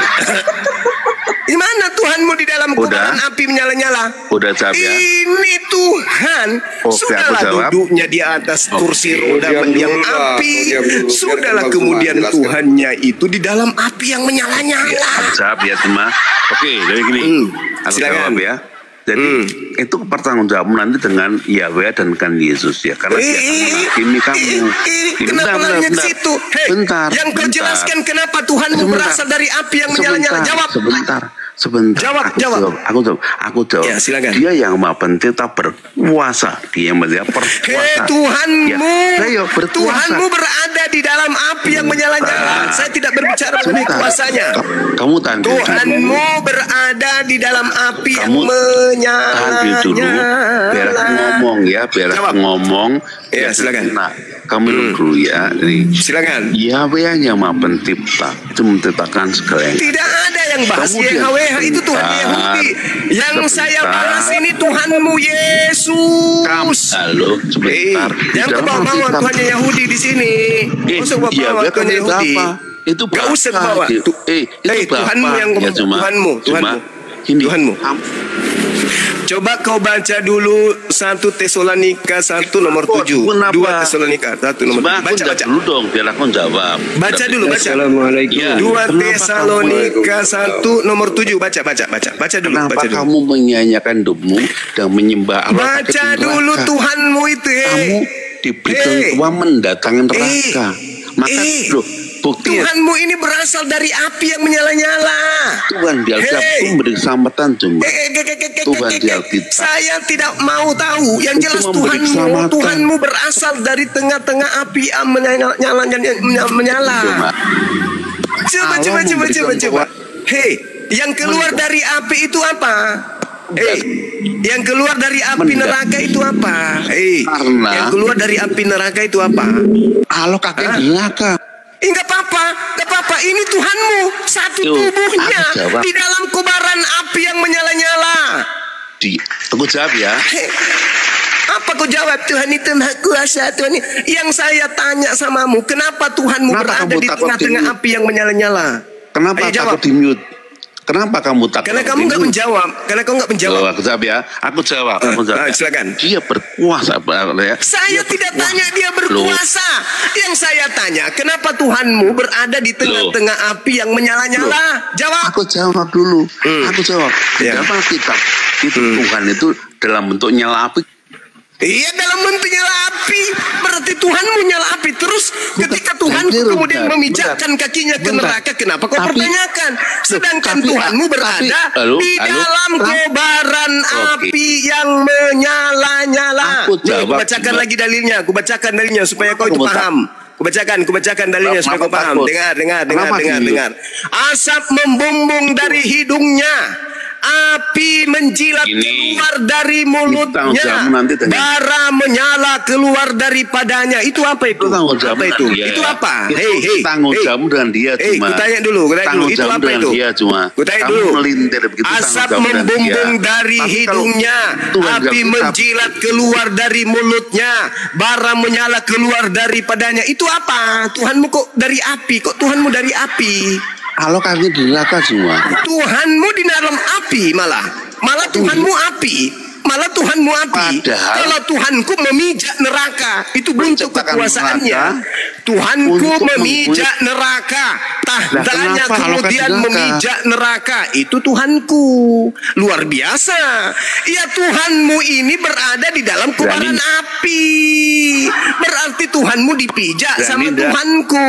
Ayo, Tuhanmu dipijak sama Tuhanku. Tuhanmu api neraka, sedangkan kaki Tuhanku di atas api neraka memijak Tuhanmu. Paham kan? Neraka. Dipijak neraka itu Tuhanku. Neraka itu dipijak sama Tuhanku, dan Tuhanmu ternyata itu api neraka. Asap membumbung dari hidungnya, api menjilat keluar dari mulutnya, bara menyala keluar daripadanya. Tuhanmu sedang dibakar api neraka. Cak Ayu, hei, kamu nggak paham itu, saudara? Hah? Tuhanmu itu sedang dibakar di neraka. Itu dalilnya tuh. Membumbung asap keluar dari hidungnya. Coba kau bayangkan Tuhanmu. Coba kamu bayangkan Tuhanmu penampakannya. Coba. Kau bayangkan penampakan Tuhanmu. Dari hidungnya keluar asap yang membumbung. Dari mulutnya keluar lidah api. Kemudian seluruh tubuhnya api yang membara. Coba kau bayangkan bagaimana bentukan Tuhanmu itu. Coba. Aku jawab. Silakan. Aku jawab ya. Silakan. Oke. Jadi Tuhan Alkitab itu melemparkan ke dalam neraka. Bukan ini Tuhanmu, Bahlul. Tuhanmu ini bukan lagi di dalam neraka. Tuhanmu adalah neraka itu sendiri.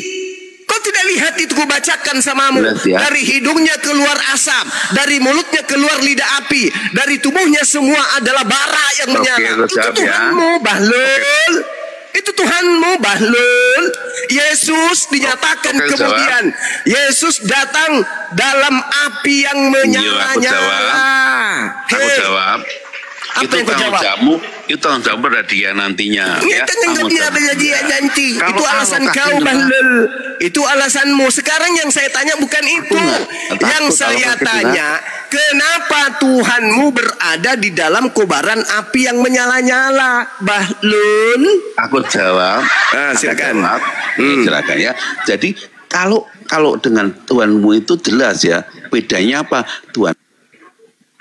Tuhanku memijak api. Tuhanmu di dalam api, Bahlul. Karena alokasi neraka, Bahlul. Makanya kamu Inilah orang-orang zalim si Bahlul ini. Tuhanku memijak neraka. Makanya kamu diberikan Tuhan mendatangkan. Tuhanku itu memijak neraka. Artinya Tuhanku berkuasa. Berkuasa Tuhanku. Sedangkan Tuhanmu berada di dalam kobaran api yang menyala-nyala. Bahlul. Kau jawab sama saya. Kenapa Tuhanmu ada di dalam api yang menyala-nyala? Jawab. Kenapa Tuhanmu berada di dalam api yang sedang menyala-nyala? Aku jawab ya, supaya kamu diam dulu ya. Jadi kembali lagi, pertama dulu aku tenang kamu pada waktu. Udah, kau turun, kau nggak bisa diskusi. Kau turun, kau ke gereja, kau jilat pantat pendeta supaya kau itu gila permanen. Kau mengatakan Tuhanku kakinya di neraka. Itulah bentuk kuasanya. Karena neraka itu hanya makhluknya. Sama seperti saya memijak kepalamu, tuyul. Berarti saya lebih berkuasa daripada kau. Kau katakan bahwa Tuhanku memijak neraka. Itu artinya kekuasaannya, tahtanya menguasai atas segala-galanya. Saya bacakan ayatnya tadi kepadamu. Al-Quran menyatakan itu dengan sangat jelas. Bahwa wallahu ala kulli syai'in qadir. Allah berkuasa atas segala sesuatu. Paham kau, Bahlul? Hah? Anak setan. Sedangkan kamu tidak bisa mempertanggungjawabkan Tuhanmu. Kalau di dalam dikatakan bahwa seperti lanjut usianya, rambutnya bersih seperti bulu domba, kursinya dari nyala api dengan roda-rodanya dari api yang berkobar-kobar. Sudahlah dia panti jompo, pakai kursi rodanya dari api. Bahlul. Kau kalau mau ngotot-ngototan, hujat-hujatan, Bibelmu menyediakan menyediakan narasi-narasi itu. 2 Tesalonika 1 nomor 7. Dan untuk memberikan kelegaan kepada kamu yang ditindas dan juga kepada kami, pada waktu Tuhan Yesus dari dalam langit menyatakan dirinya bersama-sama dengan malaikat-malaikatnya dalam kuasanya di dalam api yang menyala-nyala. Paham kau Bahlul?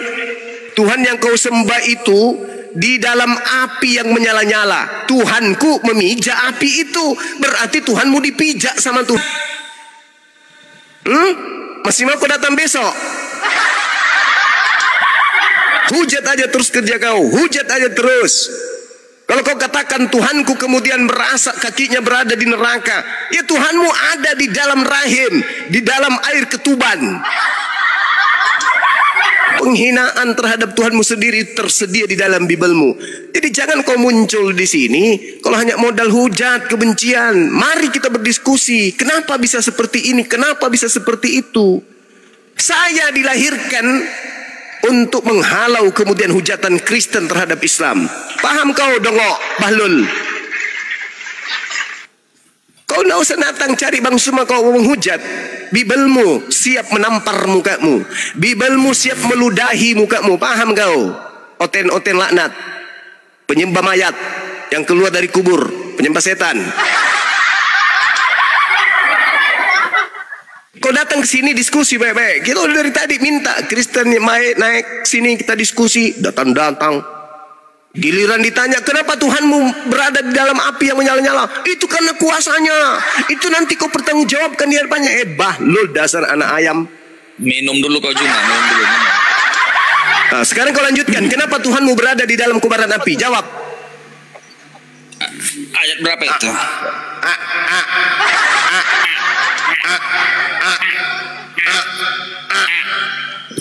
Itulah kau. Yang berada di dalam kobaran api itu iblis. Tunjukkan dulu di tangan kau dalam. Tunjukkan dulu Juma ayat berapa tuh? Bibelmu kau nggak paham, gimana kau berdiskusi? Bibelmu sendiri kau tidak tahu. Udah tunjukkan dulu ayatnya Juma. Enggak, cari sendiri di Bibelmu. Tuhanmu berada di dalam api yang menyala-nyala. Ini guru saya. Kau nggak boleh ngina Yesus. Habib Lopot. Assalamualaikum Habib. Kau nggak boleh menghina. Nggak ada menyimpulkan yang tadi kawanmu itu apa? Kau nggak boleh menghina Yesus karena Yesus itu nabimu.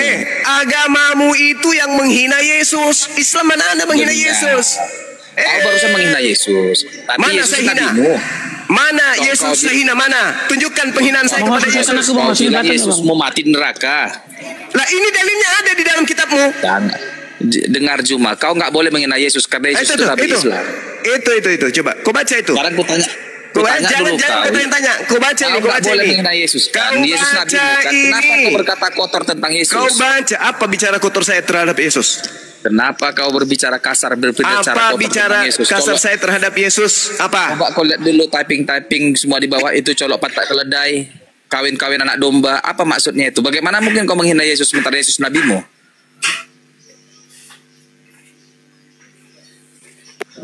Buat keluarga ini bukan gereja loh, tempat curhat. Ini diskusi loh. Bukan. Silakan baca gaya bahasa si Juma itu menghina Yesus padahal Yesus lah katanya nabinya. Berarti dia berdusta nih si Juma ini. Sekalian jangan bilang Yesus nabi. Kemana bersama tadi kemana? Turun dia. Tombak. Woi, anjing-anjing Kristen yang ada di bawah jangan main tombak-tombak. Kalau kau berani naik kau di sini. Abang noise, Bang. Menghina Yesus. Yang menghina Yesus itu kafir laknatullah melalui Bible. Kalian itu penghujat. Al-Quran atau Bible? Dengar. Kan tadi ku bilang mana ayatnya biar ku jelaskan. Kan bagaimana kau mau menjelaskan? Kalau kau ada saudara, bagaimana kau mau menjelaskan? Dalilnya pun kau tak tahu. Mereka berasal dari kelompok yang berasal dari kota Nazaret. Kau dari Nazaret rupanya kau. Tuhan kami dari Nazaret kata apel. Tuhan dari Nazaret. Memang bahlul kau. Tuhan dari Nazaret. Yang datang dari Nazaret itu manusia nabi, tuyul. Makanya saya katakan kau itu bukan ahli kitab. Dengarkan, kau itu bahlul kitab. Kami Kristen dengarkan, ini, wahai Kristen semuanya, saya katakan Kristen itu bahlul kitab, bukan ahli kitab. Jadi, apa? Gaya diskusi orang idiot. Ya tergantung. Kalau yang saya hadapi bahlul kitab, masakan kau minta tunjukkan itu tertulis di mana? Kau tidak tahu kitabmu Yesus berada di dalam kobaran api yang menyala-nyala. Kau nggak tahu. Otak kau yang idiot itu cuma. Bagaimana kau mau memahami sedangkan kau paham, kau tahu saja tak tidak? Gimana dong? Kau mau paham Bibelmu sementara kau tidak tahu tertulis di mana? Apa jadi, yang kau paham? Jadi pemahaman yang itu kau tahu itu benar. Babi panggang. Kau tahu babi cai. Yang kau tahu babi bakar. Jadi kalau babi goreng, paha babi, ginjal babi, kepala babi, lidah babi, kepala babi, paha babi, itu yang kau tahu. Kau tidak tahu Bible. Paham? Kenapa? Karena kau Kristen. Kristen makan babi. Aku Kristen lebih tahu dari kau yang Muslim. Kalau kau lebih tahu daripada saya, kenapa kau tidak tahu dalilnya Yesus berada di dalam kobaran api yang menyala-nyala? Kenapa kau tidak tahu? Karena yang kau tahu selama ini cuma babi. Congormu congor babi. Yang kau tahu cuma panggang. Panggang apa? Panggang asu, panggang monyet, panggang babi. Hanya itu yang kau tahu. Metode pendidikan paling bodoh. Tidak masalah, tidak masalah. Tergantung kalau yang datang bahlul kitab tidak masalah.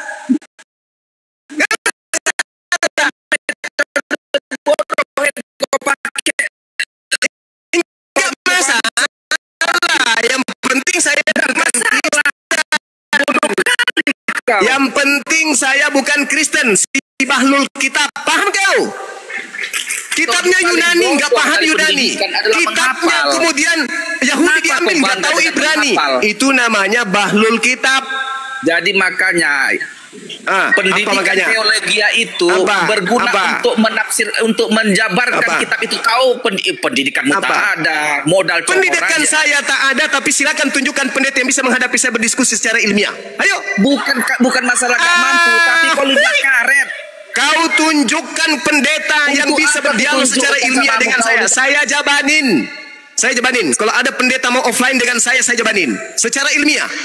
Gak pernah kau. Sekarang buka lagi dulu apa maskermu. Yesus berada di dalam kobaran api yang menyala-nyala. Kau tidak tahu di mana dalilnya. Jadi kalau dia dalam Sadrak, Mesak dan Abednego juga dalam kobaran api. Dia itu gak terbakar. Allahu Akbar, Masya Allah. Yang pasti temanmu datang si penghujat tadi itu, si Paul Zong. Dengar, diam dulu. Gantian. Ingat ya saudara, saya tidak punya tendensi kebencian kepada kalian.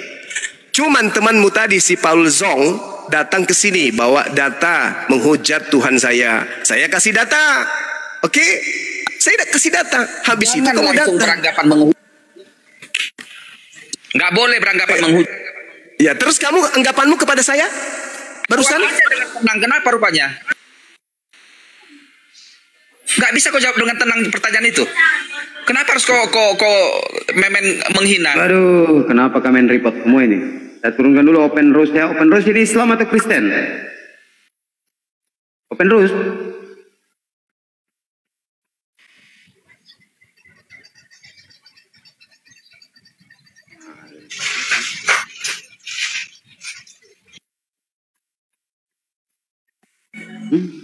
Kenapa ini? Itu Mbak. Alah, bulan orang tembak lagi. Itu laut yang kerjanya. Iya.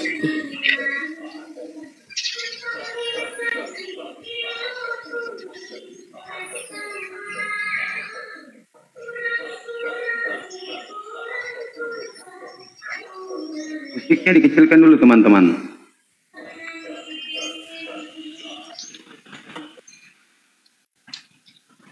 Makanya Bang Zuma tidak usah dibesarkan teman-teman. Ya, tadi penyembah api mana? Udah turun? Turun. Penyembah api tadi sudah turun. Turun, Bang, turun. Itu dia. Cobalah teman-teman bayangkan ya. Ada Tuhan duduk di kursi roda. Kursi rodanya dari nyala api, dengan roda-rodanya dari api yang berkobar-kobar. Coba. Ini kayak filmnya Megaloman. Cobalah bayangkan itu. Ada Tuhan duduk di kursi rodanya berasal dari api, kemudian roda-rodanya juga berasal dari pesawat di atas kepala. Tuhan lewat. Ya, kita tidak menertawakan, itu yang tertulis di dalam Bible. Di mana Yesus? Di mana Yesus pakai kursi roda? Tunjukkan sama aku. Daniel 7 nomor 9. Daniel belum ada Yesus. Kenapa kau berbohong? Bagus. Alhamdulillah, Masya Allah. Berarti Yesus ini Tuhan baru. Tepuk tangan sekali lagi teman-teman. Ternyata yang di perjanjian lama, Tuhan yang ada di perjanjian Daniel ada kursi roda. Di mana Yesus pakai kursi roda? Coba Daniel 7 nomor 9. Tunggu dulu sebentar. Ya sudah, kau baca. Jangan cuma kau perpanjang bulu hidung. Apa? Ilmu nggak ada. Biar jangan bohong-bohong kita. Ya silakan. Emang Kristen? Oh Kristen iya, jagonya. Daniel 7 nomor 9. Tadi kau bilang Yesus belum ada saat itu, tapi imanmu mengatakan Yesus awal dan akhir. Kan bahlul. Betul, keilahian Yesus awal dan akhir. Tapi di kitab Daniel belum ada Yesus. Dulu kau ribut kali kau. Di mana Daniel berapa? Belajar kau. Jangan kau bahlul, katanya ahli kitab. Kau macam lidah karet, kau tenang aja kau. Memang saya diutus Yesus untuk meluruskan kalian. Daniel 7 nomor 9, kau baca tuh, baca. Yeheskiel Daniel. Oh Yeheskiel Daniel, koplak. Tunggu sebentar. Daniel. Daniel 7 nomor 9. Kalau mau diluruskan bilang. Tunggu sebentar kawan. Nah. Kau buka Bible kayak cari apa gitu. Ini kalau rodanya kempes ini gimana ceritanya?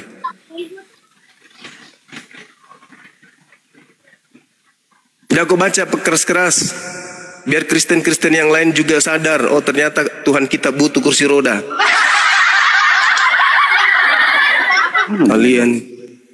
Kalian punya Bible, kalian nggak tahu.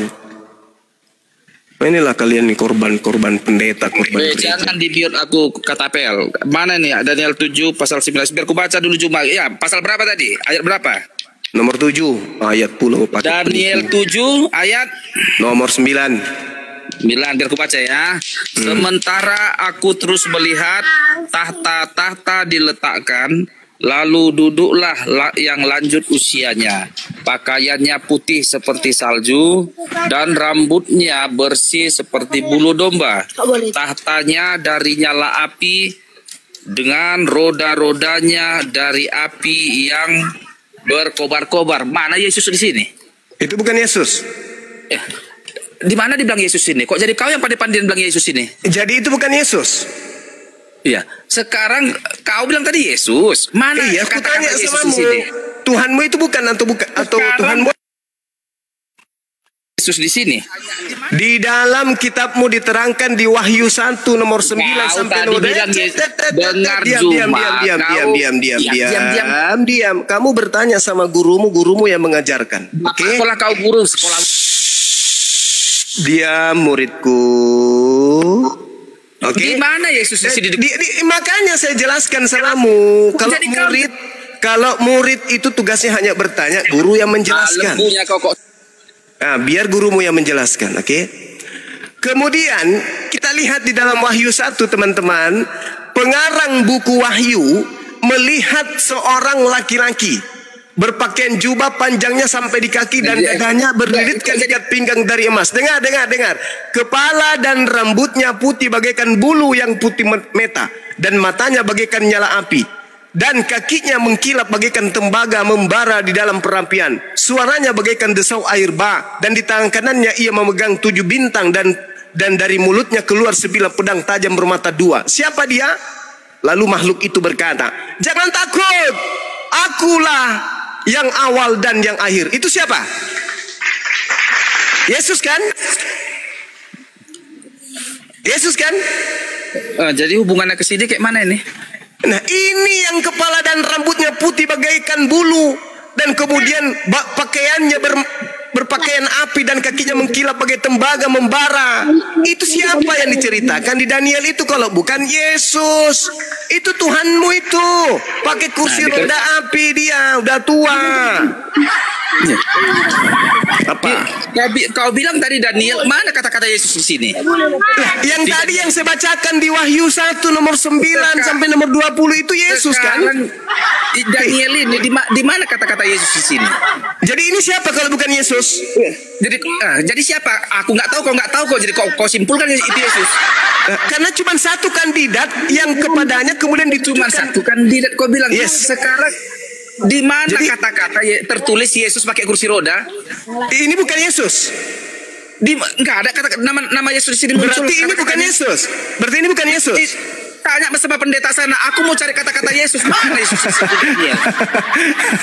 Jadi ini bukan Yesus. Mana nama Yesus di sini? Kalau ini bukan Yesus, berarti Tuhanmu ada berapa, Cak Ayu? Aku nggak tahu.